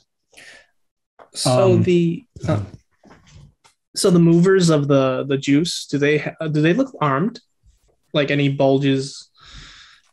You're not close enough to see. I mean, they're wearing overalls. They could each have a pretty big sandwich shoved in some of their pockets, and you wouldn't be able to tell. They're pretty formless. Okay. Philip, you were at a regular success? Yeah. Your artistic eye, however, caught one thing of note, which is that on a long steel table near where they're doing their work, there is a pile of material or objects that are the same unusual blue as the robe that you found in Pike's trunk. Hey, check out that table over there. The cloth, it's the same. Whispering. Yeah. Are they packed like they're being shipped somewhere, or like someone's just dropped them? It's an orderly. I mean, we're talking about 40 yards, or not 40 yards, 60 feet away. Like you're right. Looking into the lighted area from the dimness. It's like a sort of squarish mass, but if the color, once Philip points it out, is that color. Can we determine if there's a better vantage point? Like if we go down this aisle where there's shelves in between us and them so they can't see us, that we can get closer and maybe peek through the inventory and watch what they're doing from a much closer place. I think you can probably have the distance while still staying pretty much in the dark, because they don't have the whole space lit. They have the space where they're working lit. So if you take a left and are reasonably cautious, then you should be able to get, like if they're roughly more or less catty corner, but not quite, you should be able to have the distance going sideways. Okay. You should do stealth rolls, but you should have a bonus die. Okay, and I'm going to take off my heels. Yeah, good call. Oh. I am going to use my juice bonus die because I rolled. Oh my God. So I roll an 81. I roll again. I get an 81. I roll again. I get a 91. Mm-hmm. That's when fate has spoken. Yeah. How did everyone else do? I used 7 luck, but I succeeded. I got 35 out of 35. I just got hard. I did not fumble. Okay, so we have 2 fails. I was going to try to have Harry's hard success stop one of you from knocking a can off a shelf with your elbow, but since 2 of you have been clumsy, one sharp sound. It's one of those tall push brooms. The bottom is so long, and you're in the shadows. So you kicked it. It swung around and went clack clack in the warehouse, and it echoes, and all the other sound in the warehouse stops. I'm going to try and shuffle over a row from where that broom was. In a futile attempt to hope they don't spot. How high are the shelves? Maybe we can climb them and hide. I mean, there are at least three of those tall wheeled step ladders around, because they go up 20 feet. It would probably make more sense just to run ahead a little and get into the shelf where the stuff is than try to climb. True. Up there. Well, that's what I'm going to do. As you guys are like frozen and like thinking frantically, like there's the pause after the clatter, and then you hear a woman's voice, indistinct words, but decisive. And then you more quiet. And if you peer through the shelves, of course, the workers have stopped working and are moving around, expanding from their locality. The way the warehouse like rows and shelves are built, like where there's storage, is there any point like if you're on the ground, could you crawl under and hide under some of the shelves, or are they directly to the ground? Because the goods are so varied, the bottom tier is on the cement floor. There's no getting under it, but there are, large circular casks of cooking oil or molasses, say, that you could, squeeze onto the shelf, roughly between them and the thing that's next to them that's got a straight side, so they don't, there are gaps. I'm kind of imagining it's like Costco. I've never been to a Costco. Oh, you've never. It's kind of like Home Depot. But I work in warehouses. Yeah, it is like that. I mean, it is like that. Like there's stuff that's too high to reach, and there's a lot of variety. There's a lot of nooks and crannies, and it's pretty dark until they turn the rest of the lights on, in which case it won't be. Right. Mm-hmm. All right. Well, that's why I'm gonna try and squeeze over to the next one over, away from the broom. I'll follow. I'll try to hide inside the shelf. Hopefully they'll just walk down the aisle and see the broom fell over by itself. And yeah, my plan is to find a good place to hide, but when I see their attentions change, I want to try and just slowly inch closer and closer to source of the juice. All right. Let's see that magical 37 luck in action again. You got it. 32. Hey! So, you can see vaguely, the group of workers fanning out. And then one of them is moved toward the front door, which is almost the opposite side of the building. And, the lights start to flick on. Clack, clack, clack, clack. And then a rat, a really nasty rat, this big, freaks out when the lights come on, and it bolts across the room, and they start turning the lights back on. Like they throw something at it, and then two guys start to stalk the rat that's like bolted across from, in an arc toward the people and then away from the people. Oh no. And they turn the lights back out and go back to work. Holy shit, that was close. Just a rat. Never thought I'd be thankful for Chicago rats. Quite serendipity. Where did Philip go? Has he gotten closer? Let's see if we can get where he is and watch out for knocking things over. I'm going to do a quick look around and see. I'm still wanting to see if I can spot the office. So you guys, having survived, having your bodies flush with adrenaline, and you did get a little bit of a sense of the space too as the lights came on. So you've like zigged and zagged a little bit, and you are behind a series of drums that are on the bottom shelf. That's the first solid wall of stuff between the open space where they're working. And so you can see that there, in addition to the long middle table, there's a second of those carts that they're stacking barrels on.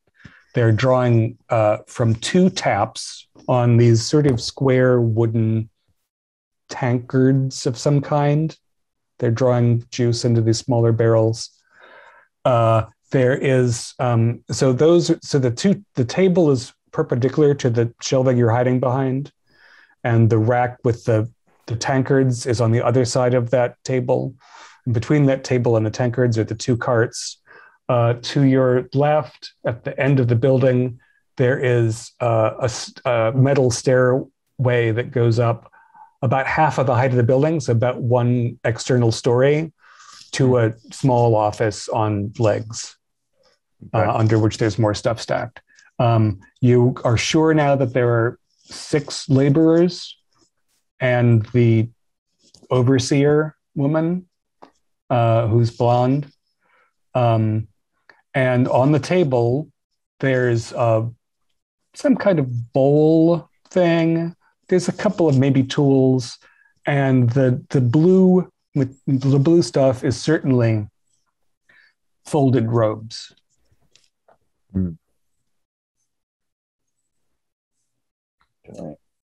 Can we? You say there's spigots. Can we see what are they going like just into boxes? You said, or is there something out of sight that we can't see? They're definitely. I mean, whether there are larger barrels inside the boxes that have a pipe to the edge, or something. Or maybe the box is metal lined and has juice in it. Hard to say. It's maybe they're because they're using 2 of the taps. Maybe they're mixing the things. It's hard to say. I mean, they've got their backs to you. Is there any vantage point where we would be able to see better? Or the only things you could do without entering the light, I mean, you can't really get much closer without entering the light. You can try to clamber up this shelving to look down on things, but that's, iffy. And is there a gangway that goes around the inside of the building up above? Why don't you roll luck? You've got 80 luck. What the heck? I guess there will be in all likelihood. I got a 6. Yeah. Okay.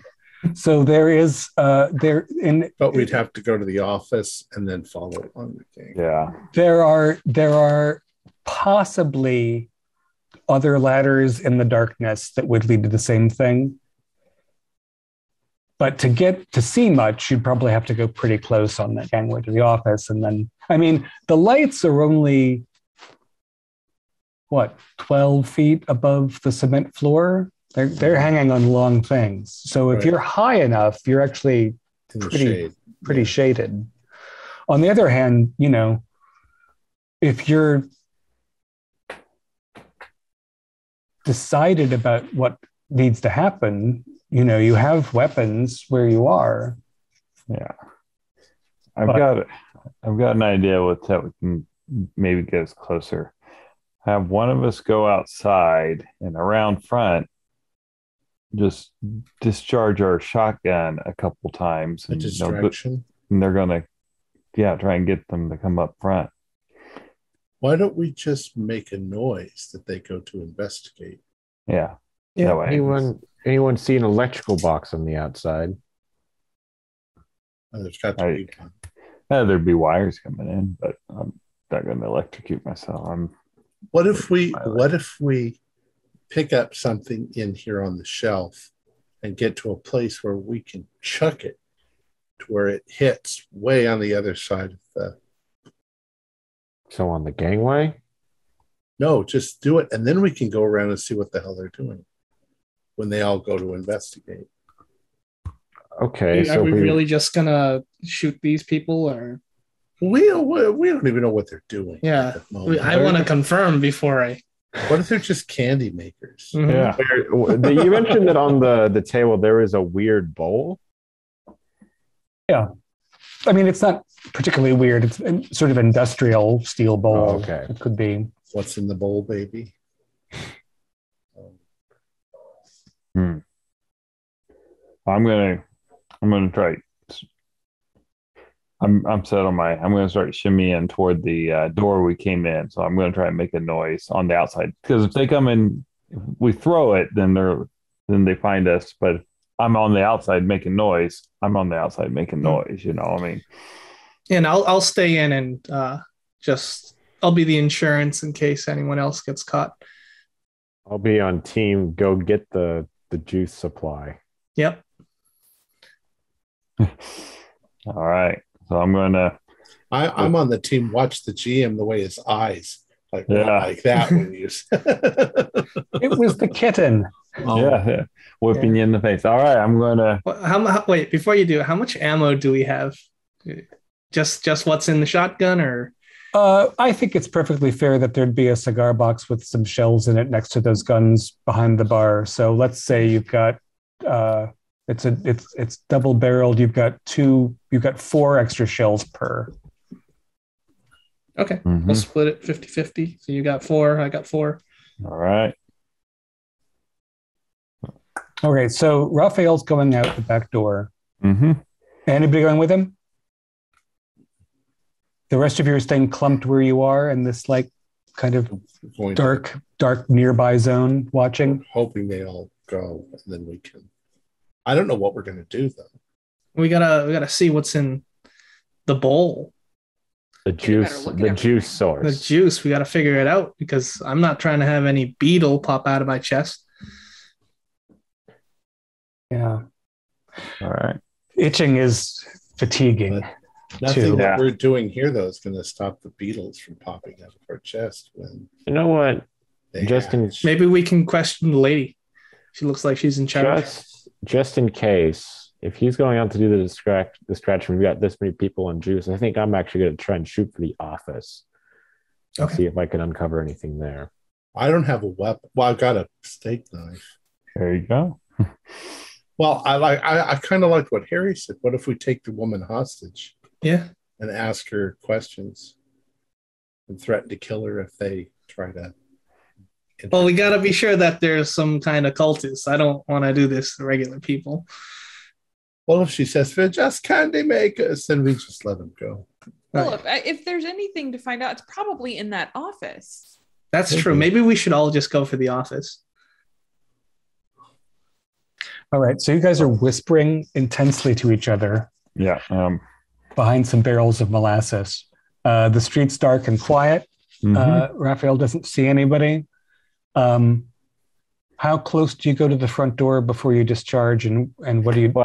What I'm going to do is I'm going to look for a rock and just throw it at because I assume the front door is like metal or something. Yeah, it's wood with metal, wood steel on. Yeah. Yeah, I'm not throwing it at the window. If there's a window, I'm just going to throw it at the door to make a loud bang on the door, essentially. Mm-hmm. So I'm throwing a rock at the door.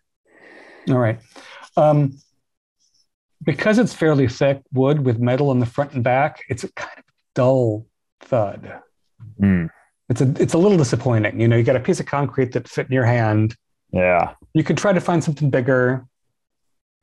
Well, I'll walk up. First, I'll kind of sit there, because you'd sit there for a bit after you threw it, because you're like, well, maybe it was louder inside. And right.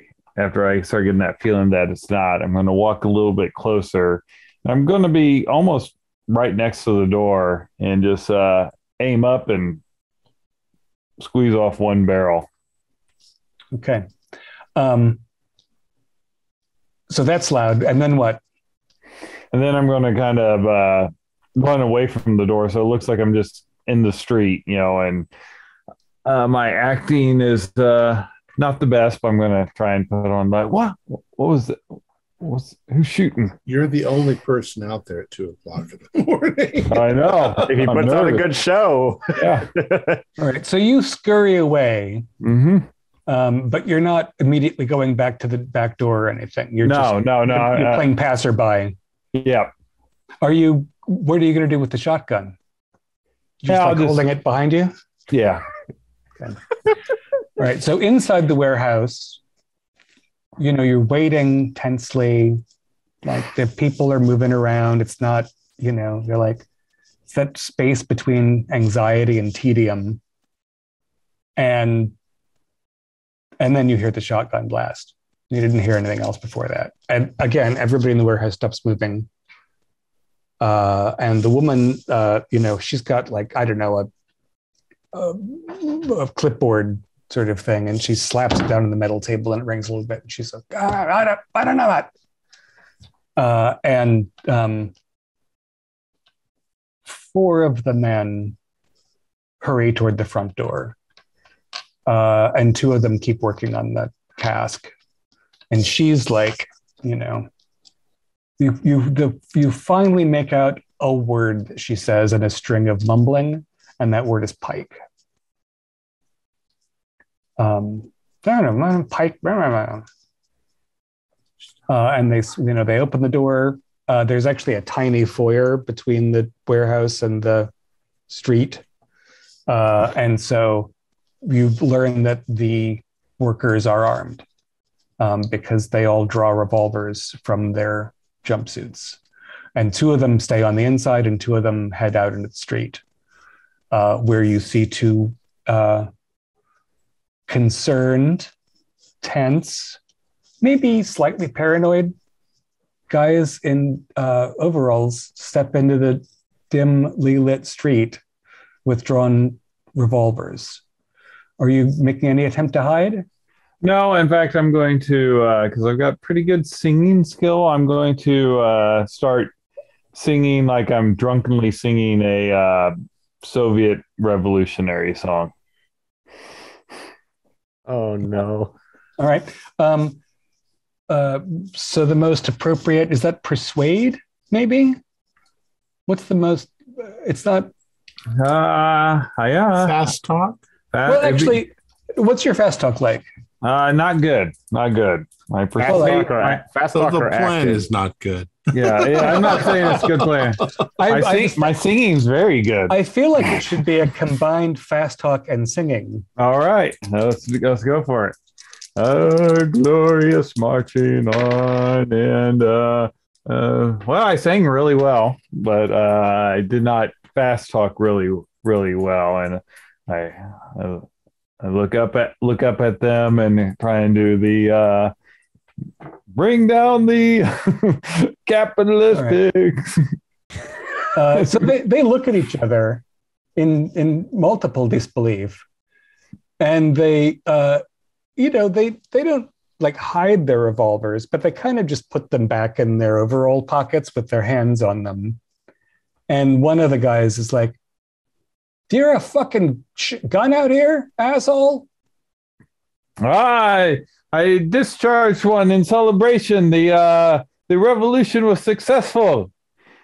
The Comintern will march across the globe and cast down all businesses. The fuck is he talking, Jerry?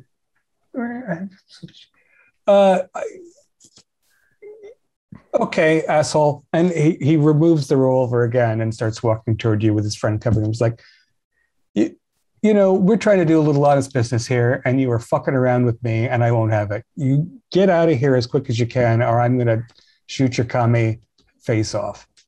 I'm going to give myself a power to see if I can say calm with a gun kind of in my... Oh, I do. That is just like the exploiters of the working class. You're on my last nerve, buddy. Get the hell out of here. Really. Move it. Well, come on. Well, at least one drink with me. One drink. Oh, for fuck's sake. And he's, like approaching you to pistol whip. Right. I kind of do the walk backwards, and I'm don't want to stumble as I kind of walk back. But he is moving away from the building, which in my mind is like, hey, this is good. I'm getting him away. Are there 4 guys outside? There are 2 guys who left the building. There are 2 guys who stayed by the door inside the warehouse. Well, I've got 1 extra guy. Sorry, because we only have 5. I've got 2 guys who went outside. 1 guy who stayed by the door, and 2 guys who are still at the juice tank. Okay. And the woman has mostly walked toward the door too. She's got her back to the warehouse while she's waiting to find out what the story is about. So that clipboard she put down, I got that's in the light, and that's by these other 2 workers that are laboring, right? Mm-hmm. Point. What's going on here? The spigots where the stuff they're getting it from, is that like up on top of the shelf? So if the first tier of stacked goods comes up to maybe 5 feet or so, they're roughly 5. So yeah, the tanks are well above head height, and the spigot's about right here. Okay. All right, guys, I don't know what kind of honest warehouse workers keep sets of matching robes and keep themselves armed all night. Yeah, something's fishy. I don't see any way to get to that keyboard, to that clipboard or that office without, well, at least we have a shotgun. We do. We have probable cause. Celia's mute. Did I hear Raphael out there singing? You can't hear me? No, we can't hear you. Okay, sorry. No, I was just saying I really want to get in. I really want to get into that office. Well, let's go. Let's while they're distracted, we can go towards the office. Yep. I'm gonna try to like move into that. Yeah. How many people are going for the office? If some of them are going, I'm gonna hold the line. I'll stick with Philip. Yeah, because I want to listen out for shots from the street in case something goes horribly wrong with I'll go with Celia to the office. Okay, the women are barefoot and shuffling up the metal stairs as quickly and quietly as they can. It's going to require stealth rolls. Okay, this is where I'm going to use my advantage from the juice. Boy. Me too. Oh, I should have done that on my fast one. Oh, 5. All right, I don't even need to. Yes. Okay. I have terrible stuff, but I made it. Fantastic. So you slip up the stairs. The door to the office is unlocked. It's got window. It's a small room. It's like 6 by 8. And it's got windows on all 3 sides. And there's a lamp in there, but it's not on. Right. And there's no overhead lighting. So you're basically, the reflected light from the warehouse floor is what you've got. It's not obviously very interesting, right? There's a filing cabinet. There's a wooden chair and a desk with a typewriter. There's a bunch of folders in one of those standing things next to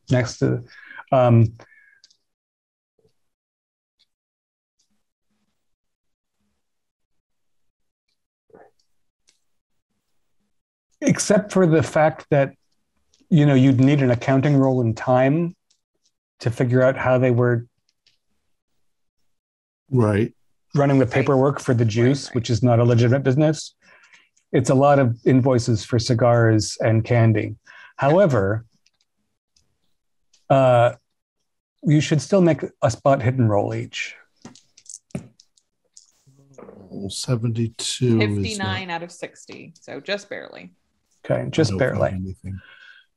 Well, Celia, you can't see very clearly because, again, these are all, there are layers of planks and stacked goods. But you're looking down, there's the blonde lady in the distance by the door. There's the 2 guys, filling the casks. And you look at the large containers they're filling them from, and they don't have tops on them. The inside is pale in color, and it's moving. Eleanor. What? Look. It's moving. whatever's in there's moving. Let's So you can only see, the shelf above it cuts it off. You can see, maybe 1.5 feet from the top. And, you can see that there is so it's sealed with, I don't know, wax or tar or something on the inside. And there's a large object or objects inside that are very pale and kind of writhing. Can we move then along the gangway quietly in our bare feet in the shadows above? You might be able to get a better view. Yeah. Yeah, it's going to need another stealth roll though, because you're out in the open. I didn't have to use that advantage on the last one because the first roll did do it. So that's an 04. Oh, finally, my rolls are coming on my side. Taking off your shoes makes all the difference, it turns out. Yeah, not for me. I got a 92. Okay. Push it. And it's nothing you did. It's maybe I get a look at the last moment, and then I make my 04 is an extreme, if that makes any difference at all. So here's what happens. Celia's gracefully moving along like a little ghost. And she's getting a little bit of a better view. And then she sees and stops abruptly. So abruptly that Eleanor sort of stops too. And she steps on a slat of the metal gangway that has a rotten rivet and it goes pang. And the one little plank of it just sort of, and everything again stops. While Celia's looking at it's more or less, it's like a 30-foot long maggot inside that container, writhing in like a sea of juice that they're tapping. So you need to roll for sanity. We both? I assume that you're going to see it soon enough. So yeah. It's regular success. Oh. I got an 87. I'm sorry, Celia, what was yours? I got an 87. Regular success. Regular success. Okay, 1 for success, 1d4 for fail. Oh, that's all? Not so bad. I mean, you knew it was bad news. Well, technically, I got a 4. What if I scream? Can I do a willpower to see if I keep from screaming? I mean, the thing is already going twang, but you can sure. Let's see if you hold it together to that extent. I got a 25, so okay. I'm like, so you guys are both frozen in terror, and then there's this metal sound going, and like the two keg workers just sort of like look idly around, but the overseer like swivels her head like a raptor and says, "You two, stop!" and points directly at you. All right, Harry, now's our moment. Eleanor, speak the language. Maybe that'll at least confuse them for a minute. That's a good idea. I'm going to yell out something like, "Don't cross the bridge until," or whatever, in the foreign language. Sure. Let's see what you can roll for linguistics. I'd like to see a hard for that. We give ourselves to the key of the game. It's not that hard because I got a 90 in linguistics. Got a 35, so that is a hard. All right. So you start chanting part of what you remember from the vision and, what you translated in the diner. Yeah. And the two keg workers that, have noticed because she yelled, "Stop." And she sort of puts her hands on her hips. And then she says, "You're early. Come down here." And she calls out to the guy at the door, and the guy at the door calls out to the goons on the street, and everyone comes back in. And I assume you guys are going toward coming down. Coming down. Certainly the guy at the door still has his revolver in his hand as he comes back into the warehouse proper. And the blonde lady goes to the table and takes one of the robes from the top of the stack and flips it and starts to put her robe on. I'll pick one up too and put it on. Like, yep, I belong here. So am I on the street by myself? You are on the street. They locked the door behind them. You did not get pistol whipped. Yeah. Does anybody have a gun? Does anybody want to shoot the giant insect queen? So we come down sheepishly, I guess, and put on our robes. And she's looking at you, and she goes over and picks up her clipboard and flips through a couple sheets. Richards? Yes. Uh-huh. And she's like, no. Oh, well, Jackson. Yes. All right. Well, where are the rest? Where's Pike? Messy end. Unfortunate. I don't understand. The bug got out. Oh, Pike. All right. Well, that's disappointing, but I guess I'm not totally surprised. He was weak-willed. But we still need, we need a full group. These guys are not, So who do you have? We should have Distasto. Did Distasto make it? What? That was Tony. He was freaking out. The eclipse isn't. Well, it's all right. It's close enough. Okay. And she puts her hands in the steel bowl, and sort of it's like maybe, I don't know, watered wine or something. She just sort of runs her hands in it and rubs them together, and then she starts to chant. And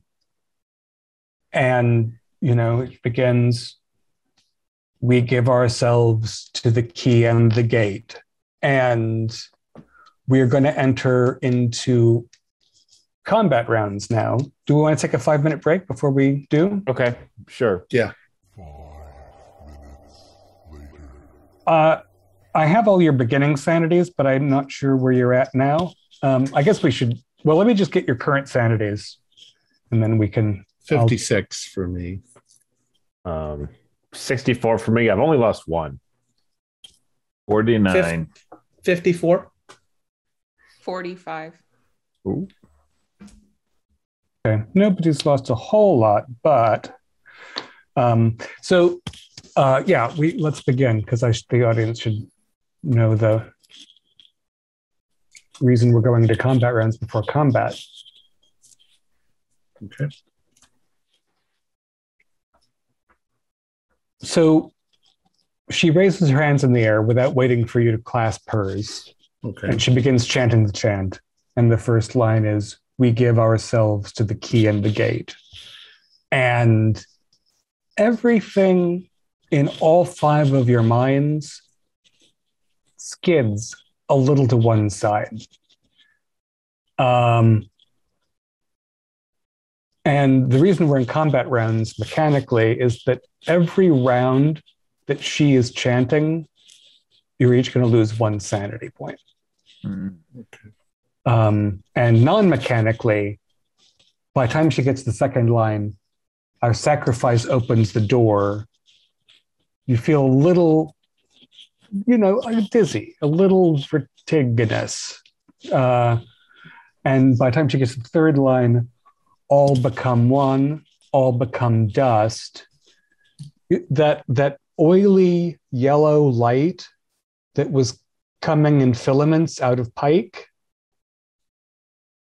is coming out of each of you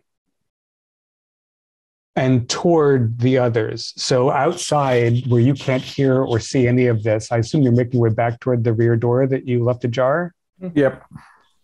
So you feel, momentarily dizzy, you feel wobbly and odd. And then the brightest thing in the alley is this filament, this sinuous light. moving tendril of light that is reaching toward the inside of the warehouse. And, it doesn't feel like part of you like a toe, but it feels maybe as much of you as your hair does. Mm-hmm. Like it's attached to you, this filament. And the fourth line, our souls shall bridge the present and the past. I want to fire upon them before like anything happens, before like more of the chant happens, because it sounds like they're about to sacrifice themselves from what I can gather. So I want to shoot one of the armed men. You too, right? So you're in on same thing's happening to you. Yeah, and I'm seeing it, and I'm like, oh, no way, no bug's gonna come out of me, and no as way. A matter of fact, the ability to stay hidden is going to become limited because the spokes are coming out of her as well, and they're pointing at you, and they glow. Yeah, we're out in the open. So you're club ready. Okay, now you were. While the ladies went upstairs to the office, you guys remained hunkered down behind the nearest but darkest chunk. Are you going to step out to take a shot? For me, I'm just running with the melee. Okay. Yeah. Sorry, but I just didn't want to shoot at the lady because she's probably going to be closest to Celia and Eleanor. So that's why I'm going to take out. I mean, you've got a shortened shotgun. You're not going to be able to aim at her without endangering your friends, certainly. So, however, the guys with the guns aren't chanting. Right. That's true. They might be mumbling. I mean, they're far away too. They're just coming in. I'm going to make an opening for Philip. So I'm going to take out the guys so Philip can to the lady who's chanting. Yeah, I'll do that. Yeah, we'll do that. All right. Yes, go ahead. Okay. If he fires that gun, I've got my knife ready. So I was planning on doing like an Olia Stark and slicing it across the woman's neck since I'm right in front of her. Is that a Game of Thrones reference? Yeah. I got it. I didn't get it, but I got it. All right. We're working in rounds. So we're going to say that the chant is a round.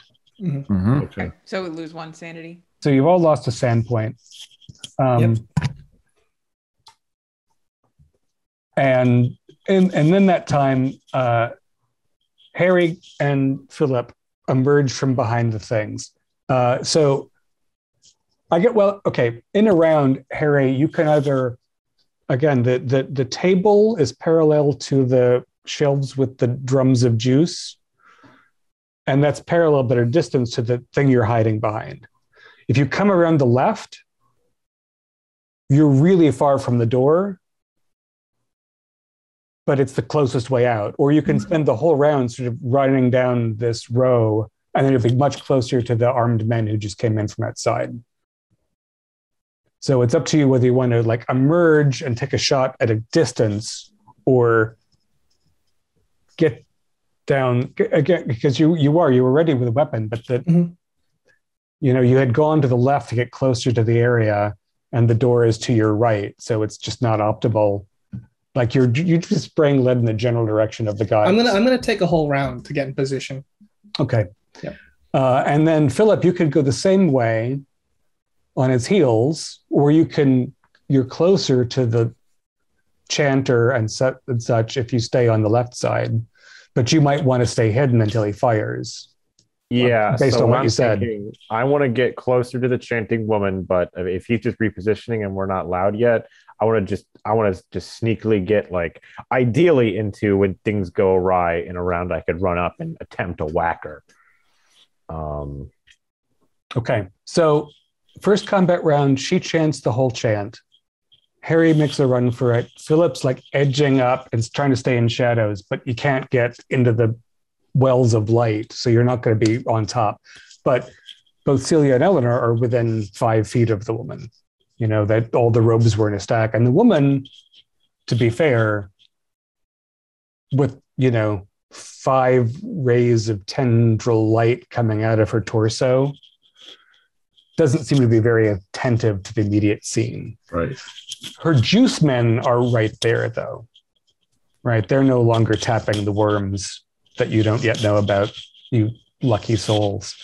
They're sort of just, they're like getting amped up for the ritual because it wasn't supposed to happen until like 4 a.m, but close enough. And so the other men are coming in. Is there, Keith? I think that round will get you to the back door. Okay. Do you want to prepare anything, or are we on to the next round? Just on to the next round. I'm just walking hurriedly that way. All right. So, each iteration of the chant, the tendrils become firmer and brighter, as you'd expect. And you feel it's, you're a little unreal. You're not anywhere near a point where you'd need to make a power roll yet. But it definitely, like, it's a little, you have to try a little harder to focus on what's real because this thing is happening that you have inadvertently been involved in. So next round, everyone loses a sanity point. And she starts again at the beginning. Celia and Eleanor need to make power rolls to not chant with her. Oh yeah. No, I'm chanting. I'm chanting right along. I'm pretending sort of, but not. You're doing that whole pledge of agreement to the stag of the mutated flights of, for witches stand. The witches stand. But Celia's like, there's a little moment where her tendril pulses brighter. Okay. And she's chanting. Okay, and then Harry, you've braced yourself against the end of the thing. Mm-hmm. So the 3 guys have all come in, and they're in a loose ring. So maybe 8 feet from each other, and they're sort of all moving toward the table, just an observant. Like they've locked the door to the outside where the idiot is. They're just like coming into the world. So one of them still has his revolver in hand, the one who was going to knock him on the noggin, because he just hasn't bothered to stick it in his pocket. The other 2 it's handy, but they're not. And in terms of like distance, like you're not going to kill any of these 3 men because of this presumable spray of a shotgun. What's your long firearm? Oh, it's 25. Okay. So you don't know a whole lot about this. You could try to focus on one of the guys. You could just sort of point in the direction and pop. How far away are they from me? They're 40 feet. 40 feet? Okay. Yeah. Well, I just need to make some noise, and I don't want them to hurt my friends. So I am going to raise the 12 gauge and fire using the juice bonus die. Okay. Are you doing 1 or 2 barrels? Just all in, both barrels. Okay. Nice. So that's 2d6 if you. I did roll a 10, so 11. So we can. Why not? Why not spend 6 luck to make that extreme? Okay. Yep. There's some limit to physics involved, but so let's see. So the central guy, because of extreme, is actually getting the full effect of the middle of that shot. So let me see what he'll. And that was a 6, and that was a 6. He's down. Okay. On his back. Yeah. He's not dead, but he's in trouble. The other 2 guys, I'm going to split the other 6 between them. And so one guy, you winged. A guy took 5 and a guy took 2 for, record keeping. So they are both injured, angry, and no longer interested in the ritual, but trying to figure out if they can see. And there probably is, even if you're pretty well shaded, there's probably smoke and the sound of it, even in an echoey warehouse. Like they've got their like drawn and headed your way. Okay. But that basically takes all of the goons' attention away from the ceremony. So in that regard, you're successful. Does that mean, Eleanor, that you're going to try to strike? Yeah. The second that gun goes off, we probably all jump. Mm-hmm. That's a loud bang. But as soon as we do that, I'm going to slash with the knife. Okay. So fighting brawl. Yeah. Did I get a 25? That's a 25 out of 40. Right. I can spend 5 points to make it a hard.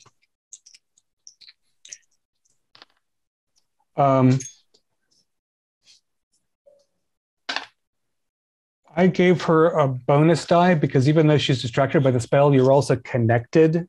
Okay. Like she could feel you moving before you moved. Okay. But she still rolled a 75. So your gesture looked like you were stabbing her in the. I'm trying to cut her throat. Cut her throat. Okay. And you rolled a hard. It's gonna depend on how much damage I do to her. Yeah, let's see that roll. Knife 1d4 plus 2 plus damage. I don't have any damage bonus. All right. 3 plus 2, 5. Okay, that is a nasty cut, but it is not half of her hit points. It's enough to stop her talking. Well, that's the horrible thing.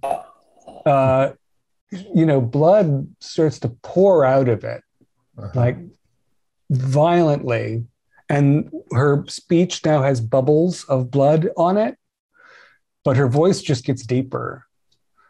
And you can tell the chant is like not, I mean, it's coming from Celia, it's coming from her, and it's ambient. Like right, coming from this the air. thing is speaking through her as well as her. And so that leaves only Philip and Raphael. Philip, I guess, is going to take this time to run toward them because you had a distance to cover. And actually, Raphael's more or less in the same position, except he could get close enough to take a shot if he wants to. I'm going to run in and assess the situation before I just start. I mean, all I know is I've got tendrils coming out of me and I heard a shotgun blast. Yeah. So third round, SAN loss, just a little dribble. So that puts me at my indefinite insanity threshold. There we go, baby. I shouldn't have lost that 6 early on. Fumble, man. That was an interestingly timed fumble. So the man down has just rolled onto his side and is sort of trying to hold his guts in. The other two have the distance between themselves and Harry. One of the keg boys has turned on all the warehouse lights. So click, click, click, click. There's no longer any real shadow to hide in. Raphael, you have to make a power roll, and so does Eleanor. Actually, everyone except Celia has to make a power roll. Oh, regular. Oh, 3. I failed. It's not a critical fail, but I failed. I failed. Okay. Let me see. I should have had Celia roll a SAN loss for that. Right, but it's just, Celia, can you retroactively roll SAN? It's just 0 or 1 for each of you who have failed power. That's an 08, so I succeed in the power extreme success. You say failed power, you lose 1 SAN? So the failed power means you start chanting. If you start chanting, you roll for power, and it's 0 if you succeed and 1 if you fail. All right. So you asked me to roll sanity? Yeah, and that was for that was for when you started chanting. Oh, okay. I understand. So you didn't lose any further. All right, I understand. I also rolled sanity for when I slashed the woman's throat. Oh, good. Thank you. So, but I only lost one. Okay. Now I think I've lost it because I'm chanting. Yeah, I start chanting. All right. So as the four of you, five of you, including the overseer, everyone except Philip is now chanting. The tendrils are brighter, and you were sort of, whether you feel like it or not, you are sort of walking towards each other, like the thing is drawing you physically toward a connected space. The good news is that the goons who were marching on Harry see him coming out of the shadows. His shotgun lacks in his arm. In the distance, Raphael appears as well, but the shadows have been diminished. And they now relax. They feel like there's not anything to worry about. I think that leaves only Philip to act this round while you all chant. I've got to try and smack her. All become one. All become dust. All become one. Slash her throat, you might knock her head off. All right. What's my... Do I really want to do that, though?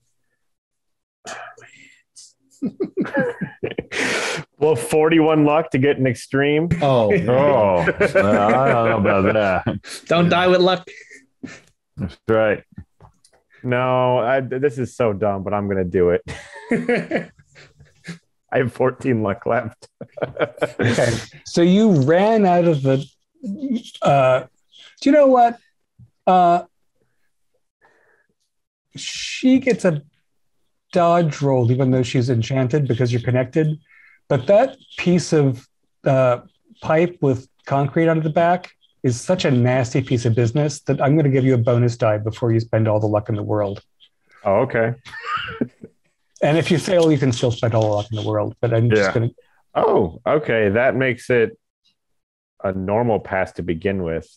I'm still going to blow 9 luck to make it a hard, just in case. That seems like a reasonable middle ground.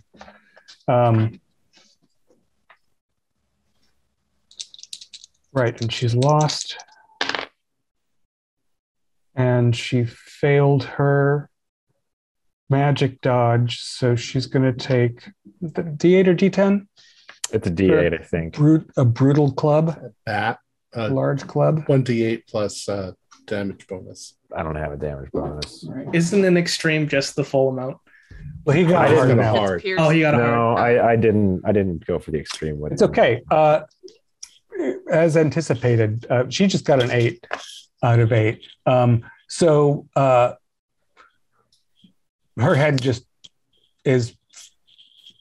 flops back off of the neck, and there's vertebrae, and the esophagus is still Trying to chant. doing something, and her mouth on the floor is still writhing, but the chant is broken. And the 4 of you who were entranced, all of the symbols on your body feel incredibly hot and painful for a minute. And then the next thing you hear is the employees running out the warehouse doors in a panic. The tendrils of light fade into darkness. There's giant maggots up there. And I point out, Wow. Yeah, we got to destroy those. we've been drinking bug juice. Yeah. Bug juice. Well, not a surprise. The capitalists would do anything to make Oh money. my God. Shut up, Raphael. just set the whole place on fire. Yeah. I agree. Phil, looks like you really let's find- saved us. I think I had a lucky shot. Yeah. Wait, that's the reason why we were celebrating. And yes, so the next day, the Chicago Tribune will have an item about an unexplained fire in a warehouse on the lakeside. Over the next 3 days, your marks will fade and vanish. I'm keeping one of the robes as a memento. That's an interesting choice. I'm keeping that pipe forever. I'm framing it. Well, maybe not framing it. You should rub off the tissue and the hair. Yeah, Ooh. obviously. Especially I'm off since it's a booze. murder weapon. I'm off But- booze Yeah. for a while. I consider that my lucky club. No And- more weird booze from a speakeasy. No more booze. That's Yeah. where I am. No more. And over the next year or so, without the juice, all of your particular inspirations fade away. And you return to the mediocrity that you had experienced in your life before these special 9 months that called you together. You did never figure out that equation. Your solo show, kind of a flop. The IRS does eventually call you, but the job is just miserable. Mhm. The peculiar musical ideas that Harry got do not catch on. And nobody wants to work with him. He's very irritable. And Eleanor ends up teaching Spanish. comparative languages at a community college in Spokane. I'm happy though. But you did save the world. So there's that. So tell us the story. What was going on? So the overseer, never named overseer, she is a Yithian. She's inhabited by a Yithian. And they use alien technologies, including biological technology, to build this substance. And they were looking for people with attributes that were necessary to build a permanent gate from an ancient Yithian time to the current time. They wanted a bridge for whatever incomprehensible Yithian reason. And you were to make the physical bridge. And there were, about a dozen people that it was an experiment, to see what of your species would be suitable to formulate this. Tony's chemistry was just off by a little bit. The people that Pike had crossed off were people who had failed in various ways. And you guys, and it was also astronomically the correct date. It was a time to test the next stage of the process. Cool. Yeah. So the juice connected you to extra dimensional information from Yithian worlds, and Which end did the bug to come out of? they're different than us. It's not so much ends as just everything and nothing. They breathe through their Sweat. Yeah. Ew. It's not nice. Our players included Holly Buto, Alex Sun, Shams Sabin, Keith Craig, and myself, with David Gasaway as the keeper of the secrets. We have a Discord server where you can chat with our other members. You can set up private games and learn the finer arts of gameplay and game mastering.